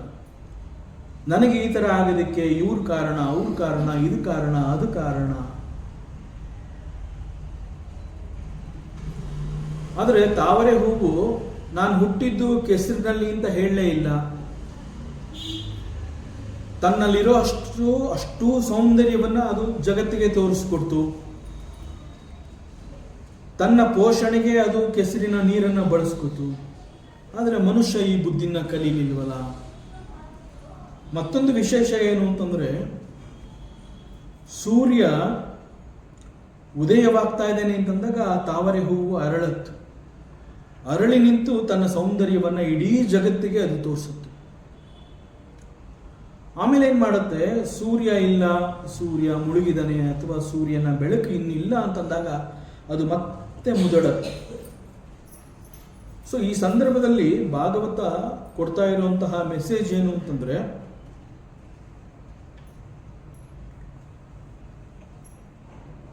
ನಾವು ಕಟ್ಕೊಳ್ಳುವಂತಹ ಬದುಕು ಸುಂದರವಾಗಿರಬೇಕು, ನಮ್ಮ ಬದುಕು ಚೆನ್ನಾಗಿರಬೇಕು ಅಂತಂದ್ರೆ ಅದು ನಮ್ಮ ಪ್ರಯತ್ನದಿಂದ. ನಾನು ಎಲ್ಲೇ ಹುಟ್ಟಬಹುದು, ನನ್ನ ಅಕ್ಕಪಕ್ಕದ ಪರಿಸರ ಯಾವ ರೀತಿಯಲ್ಲಿ ಬೇಕಾದ್ರೂ ಇರಬಹುದು, ನನಗೆ ಸಿಗ್ತಾ ಇರುವಂತಹ ಪೋಷಣೆ ಹೇಗೆ ಬೇಕಾದ್ರೂ ಇರಬಹುದು. ಆದರೆ what I can do to the society, how better I can grow myself, ಅದನ್ನು ಮನುಷ್ಯ ಕಲ್ತ್ಕೋಬೇಕು. ಅದರಿಂದ ನಾವು ಕಟ್ಟಿಕೊಳ್ಳುವಂತಹ ಬದುಕು ಸುಂದರವಾಗಿರಬೇಕು. ನಮ್ಮ ಬದುಕು ಸುಂದರವಾಗಿರಬೇಕು ಅಂತಂದಾಗ ನಾವು ಹೇಗಿರಬೇಕು ಅಂತಂದರೆ, ಸೂರ್ಯ ಹುಟ್ಟಿದಾಗ ತಾವರೆ ಹೂವು ಹೇಗೆ ಅರಳುತ್ತೆ ಆ ರೀತಿಯಲ್ಲಿ ಯಾವುದೆಲ್ಲವೂ ಒಳ್ಳೆಯದು ಅನ್ನುವಂತಹದ್ದು ನಮಗೆ ಗೊತ್ತಾಗುತ್ತೆ. ಆಗ ನಾವು ಅರಳಬೇಕು. ಯಾವಾಗ ಪರಿಸ್ಥಿತಿ ಸರಿ ಇಲ್ಲ, ಇಲ್ಲಿ ಅನುಭವಗಳು ಸರಿಯಾಗ್ತಾ ಇಲ್ಲ ಅಂತಂದಾಗ ಯಾರನ್ನೂ ದೂಷಿಸೋದು ಬೇಕಾಗಿಲ್ಲ. ನೀನು ಮುದುಡಿ ಹೋಗು, keep wait and wait for the next morning sun will come. ಮತ್ತೆ ಸೂರ್ಯ ಹುಟ್ಟುತ್ತಾನೆ, ವೆಯ್ಟ್. ಸೊ ತಾಳ್ಮೆ, ಮನುಷ್ಯನಿಗೆ ತಾಳ್ಮೆ ಬೇಕು. ಈಗ ಪರಿಸ್ಥಿತಿ ಸರಿ ಇಲ್ಲ, ನೀನು ಅರಳಕ್ಕಾಗೋದಿಲ್ಲ, ಡೋಂಟ್ ವರಿ, ನೀ ಯಾರನ್ನ ನೀನು ದೂಷಿಸ್ಬೇಡ, ವೆಯ್ಟ್, ನಿನಗೆ ಅಂತ ಒಂದು ಟೈಮ್ ಬರುತ್ತೆ. ತಾಳ್ಮೆ ನಿನ್ನಲ್ಲಿರಬೇಕು. ತಾವರೆ ಹೂವು ಸೂರ್ಯನನ್ನು ಕಂಡಾಗ ಅರಳಿ ನಿಂತು ತನ್ನ ಸೌಂದರ್ಯವನ್ನು ಇಡೀ ಜಗತ್ತಿಗೆ ತೋರಿಸ್ಕೊಡುತ್ತೆ. ತನ್ನಲ್ಲಿರುವಂತಹ ಮಕರವಂದವನ್ನು ಕೂಗಿ ಕೂಗಿ ಕರೆದು ಜೇನ್ನೊಣಗಳಿಗೆ ಕೊಡುತ್ತೆ. ಸೊ ನೀನು ಕೂಡ ವೇಟ್ ಮಾಡು, ನಿನಗೂ ಒಂದು ಟೈಮ್ ಬರುತ್ತೆ. ಈಗ ಸರಿ ಇಲ್ಲ ಅಂತ ಹೇಳಿ ಪರಿಸರವನ್ನು ನೀನು ದೂಷಿಸಬೇಡ. ಯಾಕೆ ಅಂತಂದರೆ ತಾವರೆ ಹೂವು ಹುಟ್ಟಿರುವಂತಹದ್ದು ಕೆಸರು ತುಂಬಿದ ನೀರಿನಲ್ಲಿ, ಅದು ಬೆಳೆದಿದ್ದು ಕೆಸರು ನೀರನ್ನು ಕುಡ್ಕೊಂಡು. ಆದರೆ ನಿನ್ನ ಪರಿಸ್ಥಿತಿ ಆ ರೀತಿ ಇಲ್ಲ, ನಿನಗೆ ಮನಸ್ಸು ಬುದ್ಧಿ ವಿವೇಕ ಇದೆ, ನೀ ಎಲ್ಲಿ ಬೇಕಾದರೂ ಹೋಗಿ ದುಡಿಬೋದು. ಆದರೂ ಕೂಡ ಈಗ ಆಗ್ತಾ ಇಲ್ಲ ಅಂತಂದರೆ keep wait, wait for some time. ನಿನಗೆ ಅಂತ ಒಂದು ಟೈಮ್ ಬರುತ್ತೆ, ಅದನ್ನು ಉಪಯೋಗಿಸ್ಕೊ. That message we have to take it from this portion of Bhagavata. So ಅದರಿಂದ ತಾವರೆ ಹೂವಿನಂತಹ ಕಣ್ಣುಗಳಿಗೆ ಪರಮಾತ್ಮನ ಆ ಕಣ್ಣುಗಳನ್ನು ನೋಡಿ ಯಾಕೆ ವಸುದೇವ ಹೋಲಿಸ್ತಾ ಇದ್ದಾನೆ ಅಂತಂದರೆ, ಆ ಒಂದು ಕಣ್ಣು ಅದು ಎಲ್ಲವನ್ನ ನೋಡುತ್ತೆ, ಅದು ಆ ಎಲ್ಲವನ್ನ ಕೊಡುತ್ತೆ. ಅಂದರೆ ಎಲ್ಲವನ್ನು ನೋಡುತ್ತೆ ಅಂತಂದರೆ ದೃಷ್ಟಿ ಅಂತ ನಾವೇನು ಹೇಳ್ತೀವಿ, ಅದು ಕೇವಲ ನೋಟ ಅಂತ ಅಲ್ಲ, ಅದು ಎಲ್ಲವನ್ನು ಎಲ್ಲ ರೀತಿಯಿಂದನೂ ನಮಗೆ ಸಿಗಬೇಕಾಗಿರುವಂತಹದ್ದನ್ನು ಅದಕ್ಕೆ ನಾವು ಅನೇಕ ಸಂದರ್ಭಗಳಲ್ಲಿ ಭಗವಂತನ ಕೃಪಾ ದೃಷ್ಟಿ ಅಂತ ಕೇಳ್ತೀವಿ. ಆ ದೃಷ್ಟಿ ಅನ್ನುವಂತಹದ್ದು ನಮ್ಮ ಮೇಲೆ ಬಿದ್ದಾಗ ಯಾವ ರೀತಿಯ ಬದಲಾವಣೆಗಳು ಬೇಕಾದರೂ ಆ ಕ್ಷಣದಲ್ಲಿ ನಡೆದು ಹೋಗುತ್ತೆ. ಸೊ ಗುರು ದೃಷ್ಟಿ ಬೇಕು, ಭಗವಂತನ ದೃಷ್ಟಿ ಬೇಕು ಅಂತಂದರೆ ಆ ಒಂದು ದೃಷ್ಟಿ, ಯಾಕೆ ಅಂತಂದರೆ ಆ ದೃಷ್ಟಿ ಸಾಮಾನ್ಯವಾದ ದೃಷ್ಟಿಯಲ್ಲ, ಸೃಷ್ಟಿಯನ್ನು ತಂದು ಕೊಟ್ಟಿರುವಂತಹ ದೃಷ್ಟಿ ಅದು. ಅಂತಹ ದೃಷ್ಟಿ ಭಗವಂತನ ಆ ಒಂದು ಕಣ್ಣುಗಳನ್ನು ನೋಡಿ ಇಲ್ಲಿ ವಸುದೇವ ಅಷ್ಟು ಸಂಭ್ರಮದಿಂದ ಹೇಳ್ತಾ ಇದ್ದಾನೆ. ಹುಟ್ಟಿರುವಂತಹದ್ದು ಸಾಮಾನ್ಯವಾದ ಶಿಶು ಅಲ್ಲ, ಸಾಕ್ಷಾತ್ ಪುರುಷ. ಆ ಪುರುಷನ ಕಣ್ಣುಗಳು ಹೇಗಿದೆ ಅಂತಂದರೆ ಇಷ್ಟು ಶ್ರೇಷ್ಠವಾಗಿ ಅರಳಿ ನಿಂತಹ ತಾವರೆಯ ಹೂವಿನಂತೆ ಅವನ ಕಣ್ಣುಗಳಿದೆ ಅಂತ ಹೇಳಿ ಆ ಮಗುವಿನ ಕಣ್ಣುಗಳನ್ನು ತಾವರೆಯ ಅರಳಿ ನಿಂತಹ ತಾವರೆಗೆ ಹೋಲಿಸಿದ್ದಾನೆ. ಸೊ ಪರಮಾತ್ಮ ಬಾಲಕನ ಕಣ್ಣುಗಳು ತಾವರೆಯ ರೀತಿಯಲ್ಲಿದೆ ಎನ್ನುವಂತಹ ವರ್ಣನೆಯಲ್ಲಿ his eyes are very very beautiful ಅನ್ನುವಂತಹದನ್ನು ಕನ್ವೆ ಮಾಡ್ತಾ ಇದ್ದಾನೆ. ಬಾಲಕಂ ಅಂಬುಜೇಕ್ಷಣಂ. ಅದೇ ರೀತಿ ಚತುರ್ಭುಜ ಅನ್ನುವಂತಹ ಒಂದು ವರ್ಣನೆ ಕೂಡ ಬಂದಿದೆ ಈ ಶ್ಲೋಕದಲ್ಲಿ. ಸಾಮಾನ್ಯವಾಗಿ ದೇವರು ಅಂತ ಹೇಳಿದಾಗ ವಿಷ್ಣುವಿನ ಅವತಾರಗಳಲ್ಲಿ ನಾವು ಈ ಒಂದು ಚತುರ್ಭುಜಗಳನ್ನು ನಾವು ನೋಡ್ತೀವಿ. ಅನೇಕ ದೇವತೆಗಳಲ್ಲೂ ಇರುತ್ತೆ, ವಿಶೇಷವಾಗಿ ವಿಷ್ಣುವಿನ ಅವತಾರಗಳಲ್ಲಿ ನಾವು ಇದನ್ನು ಹೆಚ್ಚು ನೋಡ್ತೀವಿ. ಆದರೆ ಯಾವತ್ತೂ ಕೂಡ ನಾವು ಪ್ರಶ್ನೆ ಮಾಡಿಲ್ಲ, ಭಗವಂತನಿಗೆ ಯಾಕೆ 4 ಭುಜಗಳು ಅನ್ನುವಂಥ ಪ್ರಶ್ನೆಯನ್ನು ನಾವು ಮಾಡಿಲ್ಲ. ಗೀತೆಯಲ್ಲಿ ಭಗವಂತ ಅವನ ಕಡೆ ಹೇಳ್ತಾನೆ, ಸೃಷ್ಟಿಯ ಅನೇಕಗಳಲ್ಲಿ ಮನುಷ್ಯನ ಶರೀರ ನನಗೆ ಬಹಳ ಇಷ್ಟ, ಆದ್ದರಿಂದ ನಾನು ಎಲ್ಲಿರ್ತೀನಿ ಅಂತಂದರೆ ಮನುಷ್ಯನ ಶರೀರವನ್ನು ಇಷ್ಟಪಟ್ಟು ನಾನು ಅಲ್ಲಿರ್ತೀನಿ ಅಂತ ಹೇಳ್ತಾನೆ. ಅಂತಂದರೆ ಭಗವಂತನೇ ಈ ಒಂದು ಮನುಷ್ಯ ಶರೀರದ ರಚನೆಯನ್ನು ಇಷ್ಟಪಟ್ಟಿದ್ದಾನೆ. ಆ ಒಂದು ಫಾರ್ಮ್, ಮನುಷ್ಯ ಅನ್ನೋ ಫಾರ್ಮ್ನ ಭಗವಂತನೇ ಇಷ್ಟಪಟ್ಟಿದ್ದಾನೆ ಅಂತಂದರೆ ಅವನು ಯಾಕೆ ಆ ರೀತಿ ಹೇಳ್ತಾನೆ ಅಂತಂದರೆ, ನಾನು ಹೇಗಿದ್ದೀನಿ ಆ ರೀತಿ ಮನುಷ್ಯ ಹುಟ್ಟುತ್ತಾ ಇದ್ದಾನಲ್ಲ, ಅದರಿಂದ ನನಗೆ ಮನುಷ್ಯ ರೂಪ ಅಂತಂದರೆ ಬಹಳ ಇಷ್ಟ ಅಂತ ಗೀತೆನಲ್ಲಿ ಒಂದು ಕಡೆ ಹೇಳ್ತಾನೆ. ಇಲ್ಲಿ ಭಗವಂತನಿಗೆ ಚತುರ್ಭುಜ ಅಂತ ಹೇಳಿದಾಗ ನಾವು ಪ್ರಶ್ನೆ ಮಾಡೋದಿಲ್ಲ, ಅವನ ಲೀಲೆ ಮತ್ತು ಮಹಿಮೆಯನ್ನು ನೋಡಿ ಅವನಿಗೆ 4 ಕೈಗಳಿದೆ ಅಂತ ಹೇಳ್ತೀವಿ. ಅದೇ ರೀತಿ ನಾವು ಪುರುಷ ಸೂಕ್ತದಲ್ಲಿ ಬಂದಾಗ ಅಲ್ಲಿ 1000 ಕೈಗಳು, 1000 ಭುಜಗಳು, 1000 ಕಣ್ಣುಗಳು ಅಂತೆಲ್ಲ ಹೇಳ್ತೀವಿ. ಅಲ್ಲೆಲ್ಲ ಅದಕ್ಕೆ ಅದರದೇ ಆದ ಅನೇಕ ಅರ್ಥಗಳನ್ನು ಕೊಟ್ಟು ಅದನ್ನು ಓದಿದಾಗ ಅದೆಲ್ಲ ಗೊತ್ತಾಗುತ್ತೆ. ಇಲ್ಲಿ ಭಗವಂತನನ್ನ ಚತುರ್ಭುಜಧಾರಿ ಅಂತ ವರ್ಣನೆ ಮಾಡಿದನು. ಇಲ್ಲಿ ಚತುರ್ಭುಜ ಅನ್ನುವಂತಹದ್ದು it is only a symbolic, ಕೇವಲ ಅದೊಂದು ಸಂಕೇತ. ಈ 4 ಕೈಗಳ ಒಂದು ಸಂಕೇತ ಅನ್ನುವಂತಹದ್ದು ಬೇಕಿತ್ತ ಅನ್ನುವಂತಹ ಒಂದು ಪ್ರಶ್ನೆ ಕೂಡ ಬರುತ್ತೆ.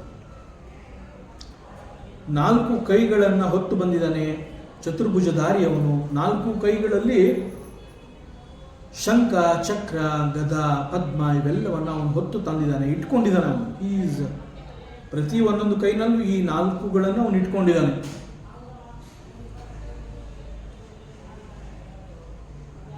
ಯಾಕೆ ಭಗವಂತನಿಗೆ ಇದೆಲ್ಲ ಯಾಕೆ ಬೇಕಿತ್ತು? ಶಂಖವನ್ನು ನೋಡಿದಾಗ, ಚಕ್ರವನ್ನು ನೋಡಿದಾಗ ಅದೊಂದು ಆಯುಧ ಅಂತ ನಾವು ಹೇಳಬಹುದು. ವಿಷ್ಣು ಚಕ್ರ ಅನ್ನೋದಂತಹದ್ದು ನಾವು ಸಾಮಾನ್ಯವಾಗಿ ಕೇಳಿರೋದ್ರಿಂದ ಶಂಖ, ಚಕ್ರ, ಗದಾ, ಪದ್ಮ ಅನ್ನೋದರಲ್ಲಿ ಚಕ್ರ ಮತ್ತು ಗದಾ ಅನ್ನುವಂತಹದ್ದನ್ನ ಒಂದು ಅಸ್ತ್ರ. ಬಟ್ ದಿಸ್ ಶಂಖ ಅಂಡ್ ಪದ್ಮ ಅದು ಅಸ್ತ್ರಶಸ್ತ್ರಧಾರಿ ಭಗವಂತ. ಸೊ 4 ಕೈಗಳಲ್ಲಿ ಇವುಗಳನ್ನೆಲ್ಲ ಹೊತ್ತು ಬಂದಿದ್ದಾನೆ. ಯಾಕೆ ಅವನಿಗಿದೆಲ್ಲ ಬೇಕಿತ್ತು?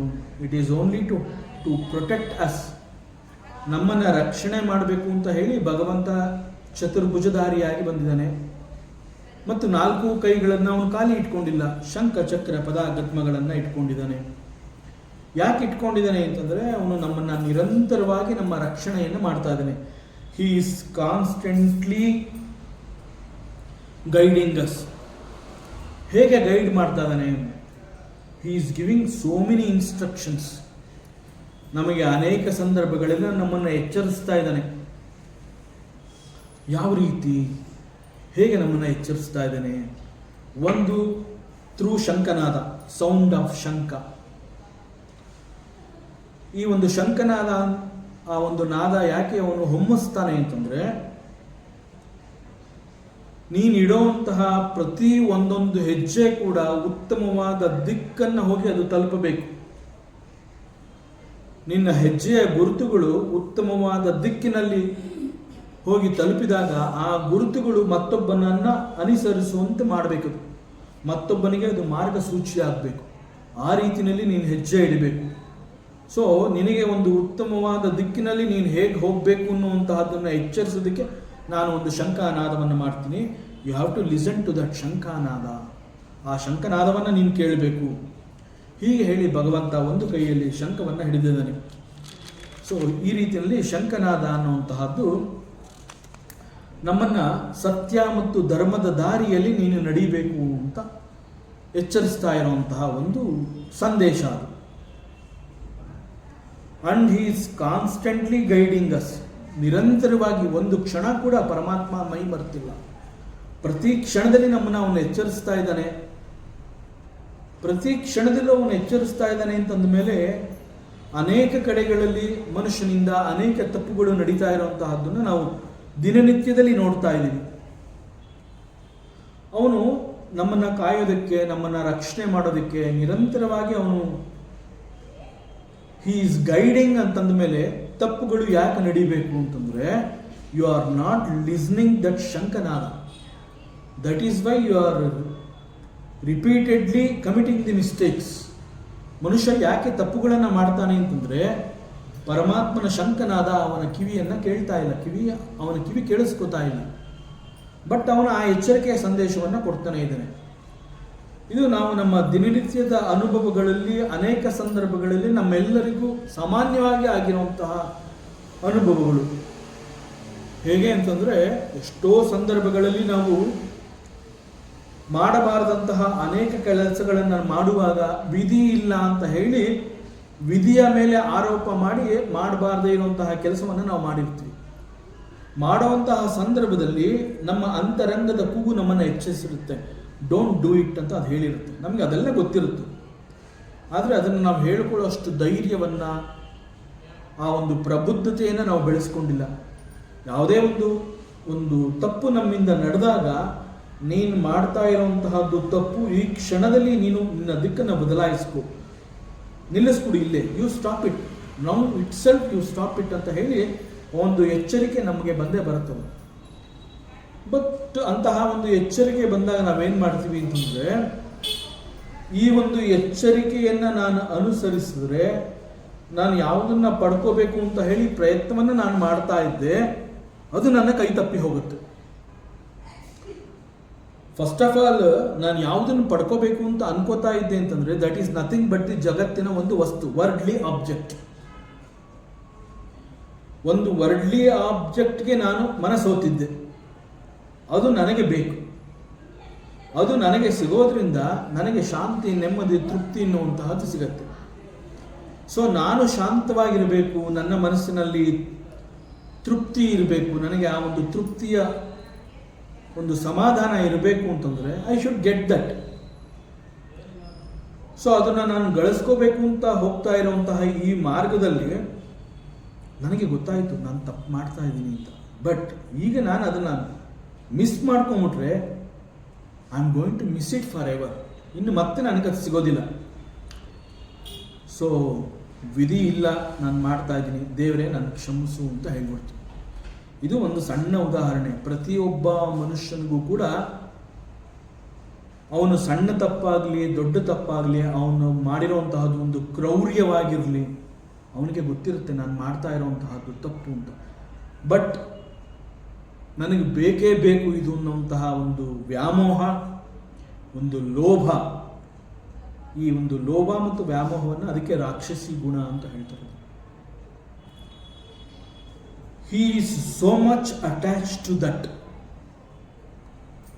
ಅವಾಗೇನು ಮಾಡ್ತಾನೆ, ತನ್ನಲ್ಲಿರುವಂತಹ ರಾಕ್ಷಸಿ ಗುಣದ ಸ್ವಭಾವವನ್ನು ಒಳಗಡೆ ತಳ್ಳಿ ವಿಧಿಯ ಮೇಲೆ ಆರೋಪ ಮಾಡಿ ನನಗೆ ಬೇರೆ ದಾರಿ ಇಲ್ಲ, I am doing it, please excuse me ಅಂತ ಹೇಳಿ ಭಗವಂತನಿಗೆ ಕೈ ಮುಗಿದ್ಬಿಟ್ಟು ಹಿ ವಿಲ್ ಡೂ ಇಟ್. ಆದರೆ ಭಗವಂತ ಎಚ್ಚರಿಸಿದ್ದ, ನೀನು ಮಾಡ್ತಾ ಇರೋವಂತಹದ್ದು ತಪ್ಪು ಅಂತ. ಯಾವ ಕೆಲಸವನ್ನು ಮಾಡಬೇಕಾದ್ರೆ ನೀನು ಮಾಡ್ತಾ ಇರೋವಂತಹದ್ದು ತಪ್ಪು ಅಂತ ನಮಗೆ ಗೊತ್ತಾಯಿತು ಅಂದ ಕ್ಷಣದಲ್ಲಿ ದಟ್ ಈಸ್ ನಥಿಂಗ್ ಬಟ್ ಶಂಕನಾದ. ಸೊ ಹೀಗೆ constantly he is guiding. So ಪರಮಾತ್ಮನಲ್ಲಿ ನನಗೆ ನಂಬಿಕೆ ಇದೆ ಅಂತಂದರೆ no doubt I am a devotee. ನಾನು ಅವನನ್ನು ನಂಬಿದ್ದೀನಿ ಅಂತಂದ ಮೇಲೆ ಐ ಆಮ್ ಎ ಡಿವೋಟಿ.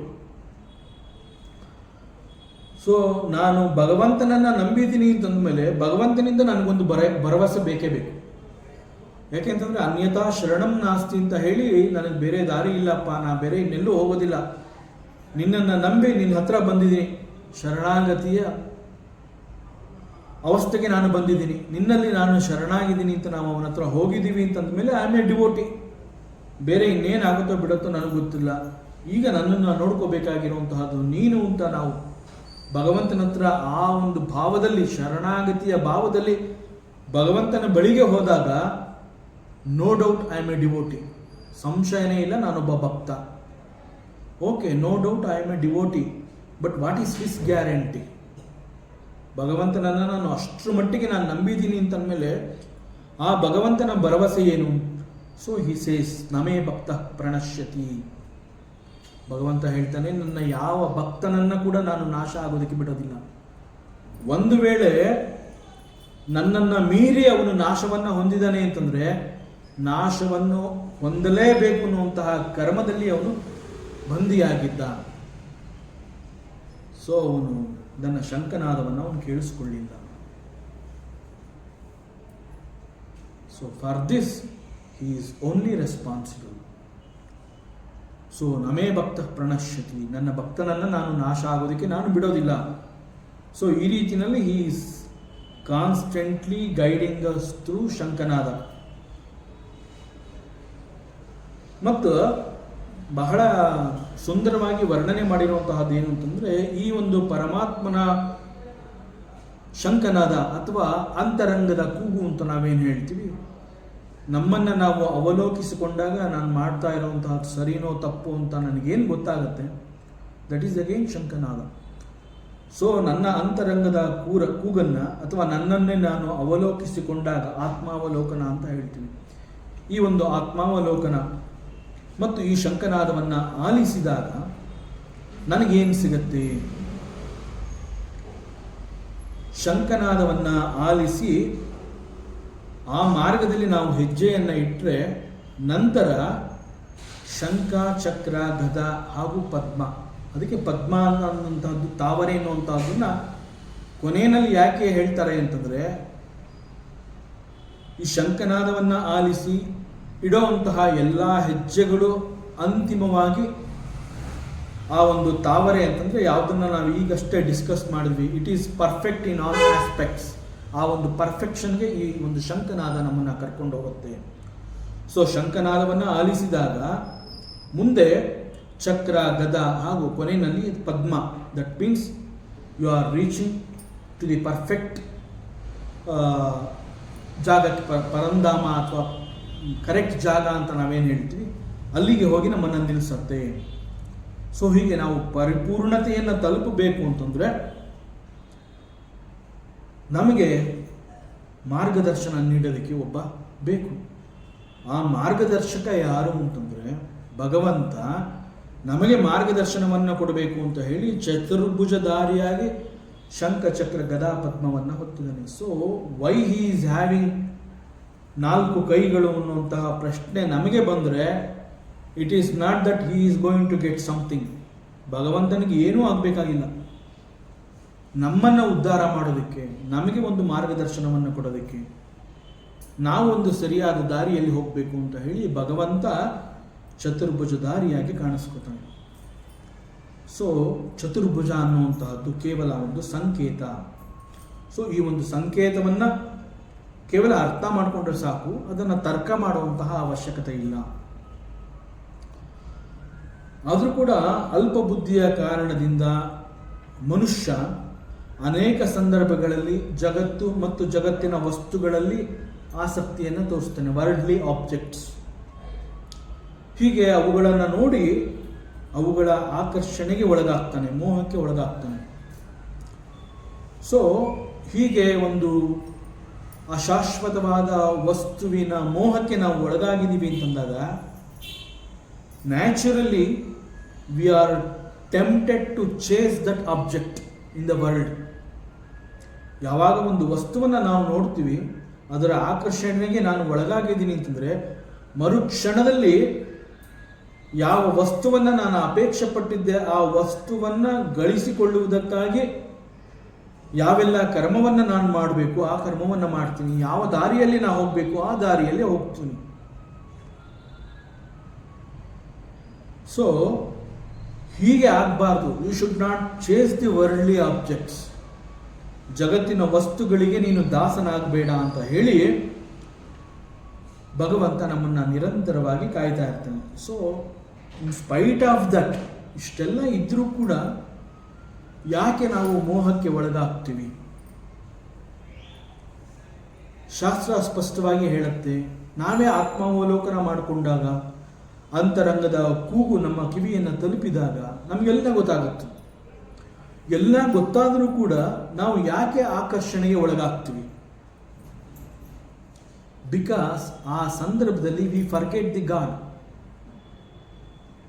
ಆ ಕ್ಷಣದಲ್ಲಿ ನಮಗೆ ಭಗವಂತ ಜ್ಞಾಪಕ ಬರೋದಿಲ್ಲ, ಜಗತ್ತಿನ ವಸ್ತುಗಳು ಮಾತ್ರ ಕಣ್ಣೆದುರುಗಡೆ ಕಾಣುತ್ತೆ. ಜಗತ್ತಿನ ವಸ್ತುಗಳನ್ನು ನೋಡಿರ್ತೀವಿ, ಜಗದೀಶ್ವರನನ್ನು ನಾವು ಮರೀತಾ ಬರ್ತೀವಿ. So we forget the god and naturally we are tempted to chase those objects in the outer world. So ಎಷ್ಟೇ ಆದರೂ ಮನುಷ್ಯನನ್ನು ಅಲ್ಪ ಬುದ್ಧಿ ಅಂತ ಹೇಳಿರೋದ್ರಿಂದ ಭಗವಂತ ಛೇ ಅವನು ಅಲ್ಪ ಬುದ್ಧಿ, ಅವನು ಹಂಗೆ ಮಾಡ್ತಾನೆ ಅಂತ ನಾನು ಸುಮ್ಮನೆ ಹಿಂಗೆ ಕೂತ್ರಾಗೋದಿಲ್ಲ, ಅವನು ಹಂಗೆ ಹೋಗೋದಕ್ಕೆ ನಾನು ಬಿಡೋದಿಲ್ಲ ಅಂತ ಹೇಳಿ ಚತುರ್ಭುಜಧಾರಿಯಾಗಿ ಅವನು ಸದಾ ನಿರಂತರವಾಗಿ ನಮ್ಮನ್ನು ಕಾಯ್ತಾ ಇರ್ತಾನೆ. ಸೊ ಪರಮಾತ್ಮ ನಮಗೆ ಹೆದರಿಸಬೇಕು ಅಂತ ಹೇಳಿ, ನಮ್ಮನ್ನು ಸರಿ ದಾರಿಗೆ ತರಬೇಕು ಅಂತ ಹೇಳಿ ಹೀ ಈಸ್ ಹೋಲ್ಡಿಂಗ್ ಗದಾ. ಗದಾ ಈಸ್ ಆಲ್ಸೋ ಅದು ಒಂದು ರೀತಿಯ ಹ್ಯಾಮರ್ ಅಂತ ನಾವೇನು ಹೇಳ್ತೀವಿ. ಈ ಭಜಗೋವಿಂದಮ್ನಲ್ಲಿ ಭಜಗೋವಿಂದಮ್ಗೆ there is one more name, ಮೋಹ ಮುದ್ಗರ ಅಂತ ಹೇಳ್ತೀವಿ. ಅಲ್ಲಿ ಮುದ್ಗರ ಅಂತಂದರೆ ಆ ಗದಾ ಪ್ರಹಾರ ನಮ್ಮನ್ನು ಎಚ್ಚರಿಸುತ್ತೆ. ಹೊಡೆದು ಆಚಾರ್ಯ ಶಂಕರರು ಪ್ರತಿ ಶ್ಲೋಕದಲ್ಲಿ ಹೇಳ್ತಾರೆ, ಮೂಢ ನೀನು, ಮೂರ್ಖ ನೀನು ಅಂತ ಹೇಳ್ತಾರೆ. ಅಂತಂದರೆ ಹಂಗೆ ಅಂದು ನಮ್ಮನ್ನು ತಿವಿದು ಅವರು ಎಚ್ಚರಿಸಿದ್ದಾರೆ. ಇಲ್ಲೂ ಕೂಡ ಭಗವಂತ ಈ ಒಂದು ಗದೆಯನ್ನು ಯಾಕೆ ಹಿಡ್ಕೊಂಡಿದ್ದಾನೆ ಅಂತಂದರೆ, ಇಷ್ಟೆಲ್ಲ ಆದರೂ ಈ ಅಲ್ಪ ಬುದ್ಧಿಯ ಮನುಷ್ಯ ಮತ್ತೆ ತಪ್ಪು ಮಾಡಕ್ಕೆ ಹೋಗ್ತಾನೆ ಇರ್ತಾನಲ್ಲ, ಇವನು ಹೇಳಿದ ಮಾತು ಕೇಳೋದಿಲ್ವಲ್ಲ. ಮಕ್ಕಳು ತುಂಬ ಚೇಷ್ಟೆ ಮಾಡಿದಾಗ ಒಂದು ಸಣ್ಣ ಏಟು ಕೊಡ್ತೀನಿ. ಆ ರೀತಿಯಲ್ಲಿ ಭಗವಂತ ತಾನು ಹಿಡ್ಕೊಂಡಿರುವಂತಹ ಗದೆಯಿಂದ ಸಣ್ಣ ಪ್ರಹಾರವನ್ನು ಮಾಡ್ತಾನೆ. ಸ್ಟ್ರೈಟಾಗಿ ನಮ್ಮ ಲೈಫ್ ನಡೀತಾ ಇರುತ್ತೆ. ಒಂದು ಚೂರು ಅಪ್ಪಿತಪ್ಪಿ ಎಲ್ಲೂ ಯಾವ ರೀತಿಯ ಒಂದು ಏನು ತೊಂದರೆನೇ ಇಲ್ಲದೆ ಇರೋ ಹಾಗೆ ನಿರಂತರವಾಗಿ ಪರ್ಫೆಕ್ಟಾಗಿ ಹೋಗ್ತಾ ಇರುವಂತಹ ನಮ್ಮ ಲೈಫಲ್ಲಿ ಅನಿರೀಕ್ಷಿತವಾಗಿ ಕೆಲವೊಮ್ಮೆ ನಾವು ಕಷ್ಟಗಳಿಗೆ ಸಿಕ್ಕಾಕೋತೀವಿ. ನಾವು ಹೇಗೆ ಕಷ್ಟಕ್ಕೆ ಸಿಕ್ಕಾಕೋತೀವಿ ಅಂತಂದರೆ, ನನಗೆ ಇಂತಹ ಒಂದು ಕಷ್ಟ ಬಂದು ಒದಗತ್ತೆ ಅನ್ನುವಂತಹ ಒಂದು ಕಲ್ಪನೆ ನನಗೆ ಸಿಗದಂತೆ ನಾನಲ್ಲಿ ಜಾರಿರ್ತೀನಿ. ನಾವೇನು ಅಂದ್ಕೊಂಡಿರ್ತೀವಿ, ನನ್ನ ಲೈಫ್ ಬಹಳ ಪರ್ಫೆಕ್ಟಾಗಿ ನಡ್ಕೊಂಡು ಹೋಗ್ತಾ ಇದೆ, ಎಲ್ಲೂ ಕೂಡ ಅಂಕು ಡೊಂಕಿಲ್ಲ ಅಂತ ಹೇಳಿರ್ತೀವಿ. ಆದರೆ ಎಲ್ಲೋ ಒಂದು ಕಡೆ ಒಂದು ಅನಿರೀಕ್ಷಿತವಾಗಿ ನಮ್ಮ ನಿರೀಕ್ಷೆಯನ್ನು ಮೀರಿ ಕೆಲವು ಕಷ್ಟಗಳು ನಮ್ಮನ್ನು ಅಪ್ಪಳಿಸಿದಾಗ ನಾವು ಅರ್ಥ ಮಾಡ್ಕೋಬೇಕಾಗಿರುವಂಥದ್ದು, ಎಲ್ಲೋ ಒಂದು ಕಡೆ ನಾನು ಭಗವಂತನನ್ನು ಮರ್ತಿದ್ದೀನಿ ಅಂತ ಅನ್ನಿಸ್ತಾ ಇದೆ, ಅದಕ್ಕೆ ಈ ಒಂದು ಪ್ರಾಬ್ಲಮ್ ಬಂದಿದೆ. ಎಲ್ಲಿ ನಾನು ತಪ್ಪು ಮಾಡಿದ್ದೀನಿ, ಯಾವ ಸಂದರ್ಭದಲ್ಲಿ ನಾನು ಭಗವಂತನನ್ನು ಮರ್ತಿದ್ದೀನಿ ಅನ್ನುವಂತಹದ್ದನ್ನು ಐ ಶುಡ್ ಕಾಲ್ ಬ್ಯಾಕ್, ಅದನ್ನು ನಾನು ನೋಡಬೇಕು. ಸೊ ಹೀಗೆ ಒಂದು ಸಣ್ಣ ಪ್ರಹಾರವನ್ನು ಮಾಡಿ ಮತ್ತೆ ಮನಸ್ಸು ಭಗವಂತನ ಕಡೆಗೆ ಹೊರಳುವಂತೆ ಮಾಡೋದಕ್ಕೋಸ್ಕರವಾಗಿ ಆ ಒಂದು ಗದೆಯನ್ನು ನಾವು ಹಿಡ್ಕೊಂಡು ಮಧ್ಯೆ ಜೀವನದಲ್ಲಿ ಸಣ್ಣ ಪುಟ್ಟ ತೊಂದರೆಗಳು ಬರೋ ಹಾಗೆ ಮಾಡಿ ನಾವು ದಾರಿ ತಪ್ಪಬಾರದು ಅಂತ ಹೇಳಿ ಮತ್ತೆ ಸತ್ಯದ ದಾರಿಗೆ, ಧರ್ಮದ ದಾರಿಗೆ ನಾವು ಬರೋದಕ್ಕೋಸ್ಕರವಾಗಿ ಭಗವಂತ I will be guiding you, I will be guarding you, I will protect you, because in one of my hands I have got this ಗದಾ. ನನ್ನ 4 ಕೈಗಳಲ್ಲಿ ಮತ್ತೊಂದು ಕೈಯಲ್ಲಿ ಗದೆ ಎನ್ನುವಂತಹದ್ದಿದೆ. ಶಂಕನಾದ ನೀನು ಕೇಳಿಸ್ಕೊಳ್ಳಿಲ್ಲ, ಡೋಂಟ್ ವರಿ, ಗದೆ ಇದೆ, ನಾನು ಸಣ್ಣ ಏಟು ಕೊಡ್ತೀನಿ ನಿಮಗೆ ಅಂತ ಹೇಳಿ ಪರಮಾತ್ಮ ನಮ್ಮ ಜೀವನದಲ್ಲಿ ಕೆಲವೊಮ್ಮೆ ಸಣ್ಣ ಪುಟ್ಟ ಕಷ್ಟಗಳನ್ನು ಕೊಟ್ಟು ನಮ್ಮನ್ನು ಸರಿದಾರಿಗೆ ತರುವಂತಹ ನಮ್ಮನ್ನು ತಿದ್ದುತ್ತಾನೆ, ಪ್ರಯತ್ನವನ್ನು ಮಾಡ್ತಾನೆ ಅವನು. ಸೊ ಅವನ್ನೆಲ್ಲ ನಾವು ಅಬ್ಸರ್ವ್ ಮಾಡ್ಕೋತಾ ಬರಬೇಕಾಗುತ್ತೆ. ಹೀಗೆ ಅನುಭವಗಳಾದಾಗಲೂ ಕೂಡ ನಾವು ಅದನ್ನು ತಿದ್ದುಕೊಳ್ಳದೆ ನಮ್ಮ ರಾಕ್ಷಸಿ ಗುಣವನ್ನು ನಾವು ಬೆಳೆಸ್ಕೊಂಡಾಗ ದೆನ್ ಹಿ ಸೇಸ್, ಇನ್ನು ನಾನು ಸುಮ್ಮನೆ ಇರೋಕ್ಕಾಗೋದಿಲ್ಲ, ನಿನಗೆ ಶಿಕ್ಷೆ ಅನ್ನುವಂತಹದ್ದು ಇದ್ದೇ ಇದೆ, ನಾವು ನೋ ಮೋರ್ ಟಾಲರೆನ್ಸ್, ಇನ್ನು ನಿನ್ನನ್ನು ನಾನು ಈ ಸ್ಥಿತಿನಲ್ಲಿ ಬಿಡೋದಿಲ್ಲ ಅಂತ ಹೇಳಿ ಹಿ ಯೂಸಸ್ ದಿ ಚಕ್ರ. ಸೊ ಹೀಗೆ ಭಗವಂತನನ್ನ ಕುರಿತು ಒಂದು ಚಿಂತನೆ ಯಾವ ರೀತಿಯಲ್ಲಿ ನಾವು ಮಾಡಬೇಕು ಅನ್ನುವಂತಹದ್ದು ಭಾಗವತದ ಈ ಭಾಗದಲ್ಲಿ ಪರಮಾತ್ಮನನ್ನ ವಸುದೇವ ಹೀಗೆ ಚತುರ್ಭುಜಧಾರಿ ಅಂತ ಹೇಳಿದಾಗ ಆ ಚತುರ್ಭುಜಗಳ ಸಂಕೇತವನ್ನು ನಾವು ಒಂದು ಧ್ಯಾನಕ್ಕೆ ಇಟ್ಕೊಂಡ್ರೆ ನಮಗೆ ಅನೇಕ ಚಿಂತನೆಗಳು ಸಿಗುತ್ತೆ. ಸೊ ಹೀಗೆ ಭಾಗವತ ಪ್ರತಿ ಶ್ಲೋಕದಲ್ಲಿ ಪ್ರತಿ ಪದದಲ್ಲಿ ಸಿಕ್ಕಂತಹ ಎಲ್ಲ ಅವಕಾಶಗಳನ್ನು ಬಳಸಿಕೊಂಡು ಅದು ನಮಗೆ ಅನೇಕ ವಿಚಾರಗಳನ್ನು ಕೊಡುತ್ತೆ. ಭಗವಂತ ಶ್ರೀಕೃಷ್ಣ ಅವನು ಜನಿಸಿದಾಗ ಅವನ ಒಂದು ವಕ್ಷಸ್ಥಳದಲ್ಲಿ ಶ್ರೀವತ್ಸ ಚಿಹ್ನೆ, ಶ್ರೀವತ್ಸ ಲಕ್ಷಂ ಅಂತ ನಾವು ಹೇಳ್ತೀವಿ, ಶ್ರೀವತ್ಸ ಚಿಹ್ನೆ ಇತ್ತು ಅಂತ ಹೇಳ್ತೀವಿ. ಇದರ ಬಗ್ಗೆ ಕೂಡ ಪುರಾಣ ಒಂದು ಕಥೆಯನ್ನು ಕೊಟ್ಟು ನಮಗೆ ಒಂದು ವಿಚಾರವನ್ನು ತಿಳಿಸುತ್ತೆ. ಪರಮಾತ್ಮನ ಎದೆಯ ಭಾಗದಲ್ಲಿ ಶ್ರೀವತ್ಸ ಚಿಹ್ನೆ ಬರೋದಕ್ಕೆ ಕಾರಣ ಏನು ಮತ್ತು ಅದು ಏನನ್ನು ಸೂಚಿಸುತ್ತೆ, ಹೆಚ್ಚು ಚಿಂತನೆಯನ್ನು ಮಾಡುವಂತಹ ಸಂದರ್ಭ ಇದು. ಸೂಕ್ಷ್ಮವನ್ನು ನಾವು ತಿಳ್ಕೋಬೇಕಾಗುತ್ತೆ. ಶ್ರೀವತ್ಸ ಚಿಹ್ನೆಯ ಬಗ್ಗೆ ಇರುವಂತಹ ಒಂದು ಪುರಾಣದ ಕಥೆಯ ಪ್ರಕಾರ ಒಂದ್ಸಲಿ ಒಂದು ದೇವಸಭೆ ನಡೀತಾ ಇರುತ್ತೆ. ಅಲ್ಲಿ ಅನೇಕ ಮಹಾತ್ಮರುಗಳು, ಮಹನೀಯರುಗಳು, ಅನೇಕ ದೇವತೆಗಳು ಸಂತರು, ಋಷಿಗಳು, ಹೀಗೆ ಅನೇಕ ಮಹಾತ್ಮರು ಕುರಿತು ಒಂದು ವಿಚಾರವನ್ನು ಇಟ್ಕೊಂಡು ಒಂದು ಚರ್ಚೆಯನ್ನು ಮಾಡ್ತಾ ಇರ್ತಾರೆ. ಆ ಚರ್ಚೆಯಲ್ಲಿ ಮುಖ್ಯವಾದ ಪ್ರಶ್ನೆ ಏನು ಅಂತಂದರೆ, ಅಮಾನ್ ತ್ರಿಮೂರ್ತಿಸ್, ಬ್ರಹ್ಮ, ವಿಷ್ಣು, ಮಹೇಶ್ವರ, ಈ ಮೂವರಲ್ಲಿ ಯಾರು ಶ್ರೇಷ್ಠ ಅನ್ನುವಂತಹದನ್ನು ತಿಳ್ಕೊಳ್ಳುವಂತಹ ಸಂದರ್ಭ ಇದು. So who is great? Is it Maheshwara, is it Brahma, or is it Vishnu? ಈ ಒಂದು ಕೆಲಸವನ್ನು ನೀನು ಮಾಡ್ಕೊಂಬರ್ಬೇಕು ಅಂತ ಹೇಳಿ ಮೃಗು ಮಹರ್ಷಿಗೆ ಈ ಒಂದು ಜವಾಬ್ದಾರಿಯನ್ನು ಕೊಡ್ತಾರೆ. ಆಗ ಮೃಗು ಏನು ಮಾಡ್ತಾನೆ, ಈ ಕಂಸುದಿ ಬ್ರಹ್ಮನ ಬಳಿಗೆ ಅವನು ಬರ್ತಾನೆ. ಬ್ರಹ್ಮ ಇರುವಂತಹ ಅವನ ಆಸ್ಥಾನಕ್ಕೆ ಬಂದಾಗ, ಮೃಗು ಬಂದಾಗ, ಬ್ರಹ್ಮ ಮೃಗುವನ್ನು ನೋಡಿ ಅವನು ನನಗೆ ನಮಸ್ಕಾರ ಮಾಡ್ತಾನೆ ಅಂತ ಅನ್ಕೋತಾನೆ ಬ್ರಹ್ಮ. ಯಾಕೆ ಅಂತಂದರೆ ಮೃಗು ಬ್ರಹ್ಮನ ಮಾನಸ ಪುತ್ರ. ಸೊ ತಂದೆಯನ್ನು ನೋಡಿದಾನೆ, ತುಂಬಿದ ಸಭೆಯಲ್ಲಿ ತಂದೆಗೆ ಗೌರವವನ್ನು ಕೊಡಬೇಕು. ಆದರೆ ಮೃಗು ತಂದೆಯನ್ನು ನೋಡ್ತಾನೆ, ಬ್ರಹ್ಮನನ್ನು ನೋಡ್ತಾನೆ, ಅವನೇನು ನಮಸ್ಕಾರಗಳನ್ನೇನು ಮಾಡೋದಿಲ್ಲ, ಮತ್ತೆ ಅಲ್ಲಿಂದ ಹೊರಟೋಗ್ತಾನೆ. ಆಮೇಲೆ ಏನು ಮಾಡ್ತಾನೆ ಮೃಗು? ಕೈಲಾಸಕ್ಕೆ ಬರ್ತಾನೆ. ಕೈಲಾಸದಲ್ಲಿ ಶಿವ ಇರ್ತಾನೆ. ಶಿವ ಮೃಗುವನ್ನು ನೋಡಿ ಬಹಳ ಆನಂದದಿಂದ ಪಾರ್ವತಿ ಜೊತೆ ಕುಳಿತಿರುವಂತಹ ಶಿವ ಇಳಿದು ಬರ್ತಾನೆ. ಮೃಗುವನ್ನು ಸ್ವಾಗತ ಮಾಡಬೇಕು ಅಂತ ಹೇಳಿ ಓಡೋಡಿ ಬರ್ತಾನೆ. ಮೃಗುವಿಗೆ ಒಂದು ಅಪ್ಪುಗೆಯನ್ನು ಕೊಡಬೇಕು, ಅವನನ್ನು ಹಗ್ ಮಾಡಬೇಕು ಅಂತ ಹೇಳಿ ಶಿವ ಬಂದಾಗ ಮೃಗು ಹೇಳ್ತಾನೆ ಶಿವನಿಗೆ, ದೂರ ನಿಂತ್ಕೊ, ನೀನನ್ನು ಮುಟ್ಬೇಡ, ನೀನು ಭಸ್ಮಧಾರಿ, ನೀನು ಯು ಆರ್ ನಾಟ್ ಕ್ಲೀನ್, ನೀನು ನನ್ನನ್ನು ಮುಟ್ಬೇಡ ಅಂತ ಹೇಳ್ತಾನೆ.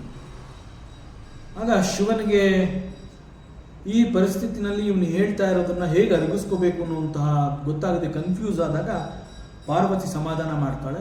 ಅಲ್ಲಿಂದ ಮತ್ತೆ ಮೃಗು ಏನು ಮಾಡ್ತಾನೆ, ವೈಕುಂಠಕ್ಕೆ ಬರ್ತಾನೆ. ವೈಕುಂಠಕ್ಕೆ ಬಂದಾಗ ಮಹಾವಿಷ್ಣು ಶೇಷನಾಗನ ಮೇಲೆ ಮಲಗಿ ಯೋಗ ನಿದ್ರೆಯಲ್ಲಿ ಇರ್ತಾನೆ.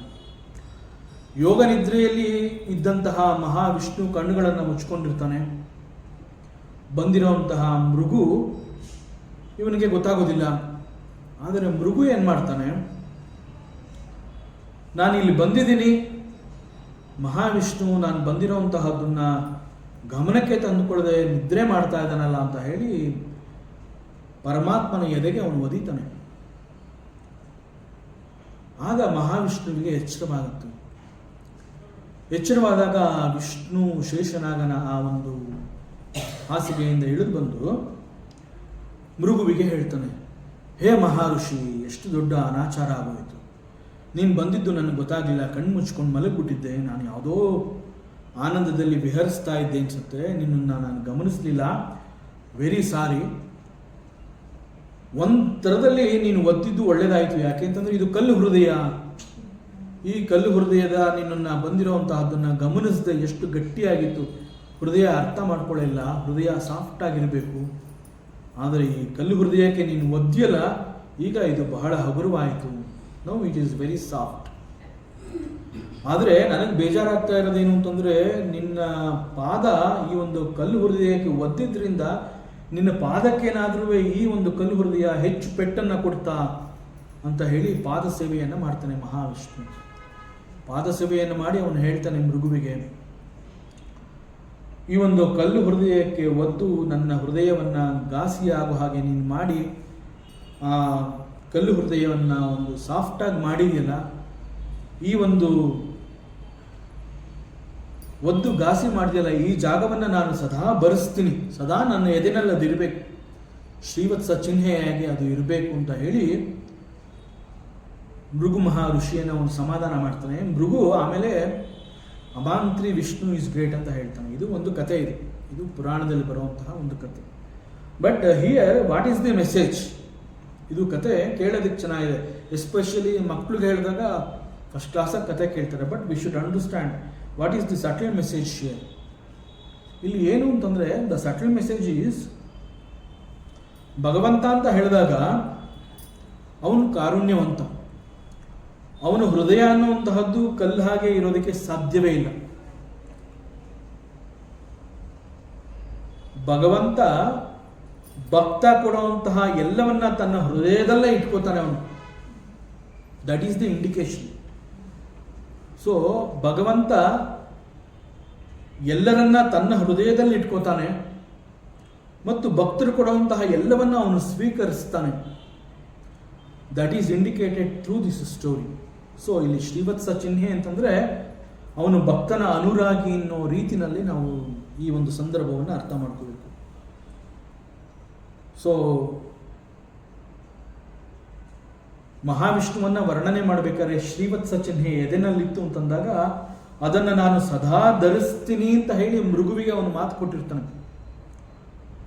ಆದ್ರಿಂದ ಮಹಾವಿಷ್ಣುವಿನ ಯಾವುದೇ ಅವತಾರ ಆದ್ರೂ ಎದೆಯ ಭಾಗದಲ್ಲಿ ಆ ಒಂದು ಶ್ರೀವತ್ಸ ಚಿಹ್ನೆ ಇರಬೇಕು ಅಂತ ಹೇಳಿ ಕೃಷ್ಣನಾಗಿ ಅವನು ಹುಟ್ಟಿ ಬಂದಾಗ ಕೂಡ ಆ ಒಂದು ಪುಟ್ಟ ಮಗುವಾಗಿ ತೊಟ್ಟಿಲಲ್ಲಿ ಮಲಗಿದಾಗ ವಸುದೇವ ಐಕ್ಷಿತ ವಸುದೇವ ಆ ಮಗುವನ್ನ ನೋಡಿದಾಗ ಎಲ್ಲವನ್ನ ಅವನು ವರ್ಣನೆ ಮಾಡ್ತಾ ಬರ್ತಾನೆ. ಮಗು ಕಿರೀಟವನ್ನು ಧರಿಸಿತ್ತು,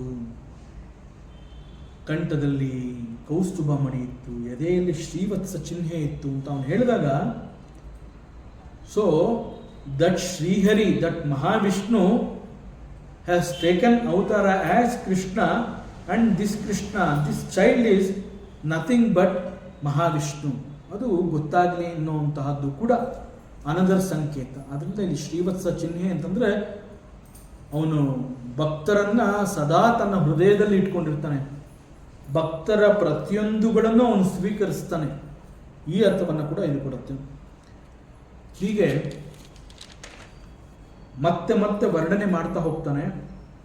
ಮತ್ತು ಈ ಶ್ಲೋಕ ಈ ಹಿಂದೆ ಬಂದಿತ್ತು, ಈಗ ಇಲ್ಲಿ ಮತ್ತೆ ರಿಪೀಟ್ ಆಗಿದೆಯಾ ಅಂತಂದ್ರೆ ಭಾಗವತ ಪ್ರತಿಯೊಬ್ಬರನ್ನ ಸಂತೈಸುತ್ತೆ. ಆತ್ಮವಿಚಾರವನ್ನ ಗೊತ್ತಿರುವಂತಹವನಿಗೆ, ಗೊತ್ತಿಲ್ಲದೆ ಇರುವಂತಹವನಿಗೆ ಇಬ್ಬರಿಗೂ ಕೂಡ ಭಾಗವತ ಬೇಕು ಅನ್ನುವಂತಹದಕ್ಕೋಸ್ಕರವಾಗಿ ಈ ಹಿಂದೆ ಬಂದಂತಹ ಶ್ಲೋಕದಲ್ಲಿ ಕೇವಲ ಚತುರ್ಭುಜಧಾರಿ ಅನ್ನುವಂತಹದ್ದು ಅಷ್ಟು ಮಾತ್ರ ಎಕ್ಸ್ಪ್ಲೈನ್ ಮಾಡಿದ್ದಾಯಿತು. ಈಗ ಇಲ್ಲಿ ಆ ಒಂದು ಸಿಗ್ನಿಫಿಕೆನ್ಸ್ ಅದನ್ನು ತಿಳಿಸೋದಕ್ಕೆ ಇಲ್ಲಿ ಮತ್ತೆ ಅದನ್ನು ಇಲ್ಲಿ ರಿಪೀಟ್ ಮಾಡಿ ಹೇಳ್ತಾ ಇರುವಂತಹದ್ದು. ಮತ್ತು ಈ ಶ್ಲೋಕದಲ್ಲಿ ಮತ್ತೆ ವಿವರಣೆಗಳಿದೆ. ಮುಂದಿನ ಅವಕಾಶದಲ್ಲಿ ಮತ್ತೆ ಮುಂದುವರಿಸೋಣ. ಓಂ ಪೂರ್ಣಮದಃ ಪೂರ್ಣಮಿದಂ ಪೂರ್ಣಾತ್ ಪೂರ್ಣಮುದಚ್ಯತೆ ಪೂರ್ಣಸ್ಯ ಪೂರ್ಣಮಾದಾಯ ಪೂರ್ಣಮೇವಾವಶಿಷ್ಯತೆ. ಓಂ ಶಾಂತಿ ಶಾಂತಿ ಶಾಂತಿ. ಹರಿ ಓಂ ಶ್ರೀ ಗುರುಭ್ಯೋ ನಮಃ. ಹರಿ ಓಂ. ಈ ದಿನದ ಪ್ರವಚನ ಸೇವೆಯನ್ನು ಸದ್ಗುರು ಶ್ರೀ ಚಿಕ್ಕಲಿಂಗಣ್ಣರವರ ಪಾದ ಚರಣಗಳಲ್ಲಿ ಅತ್ಯಂತ ಭಕ್ತಿಯಿಂದ ಶ್ರದ್ಧೆಯಿಂದ ಅರ್ಪಿಸೋಣ. ಶ್ರೀ ಕೃಷ್ಣಾರ್ಪಣಮಸ್ತು.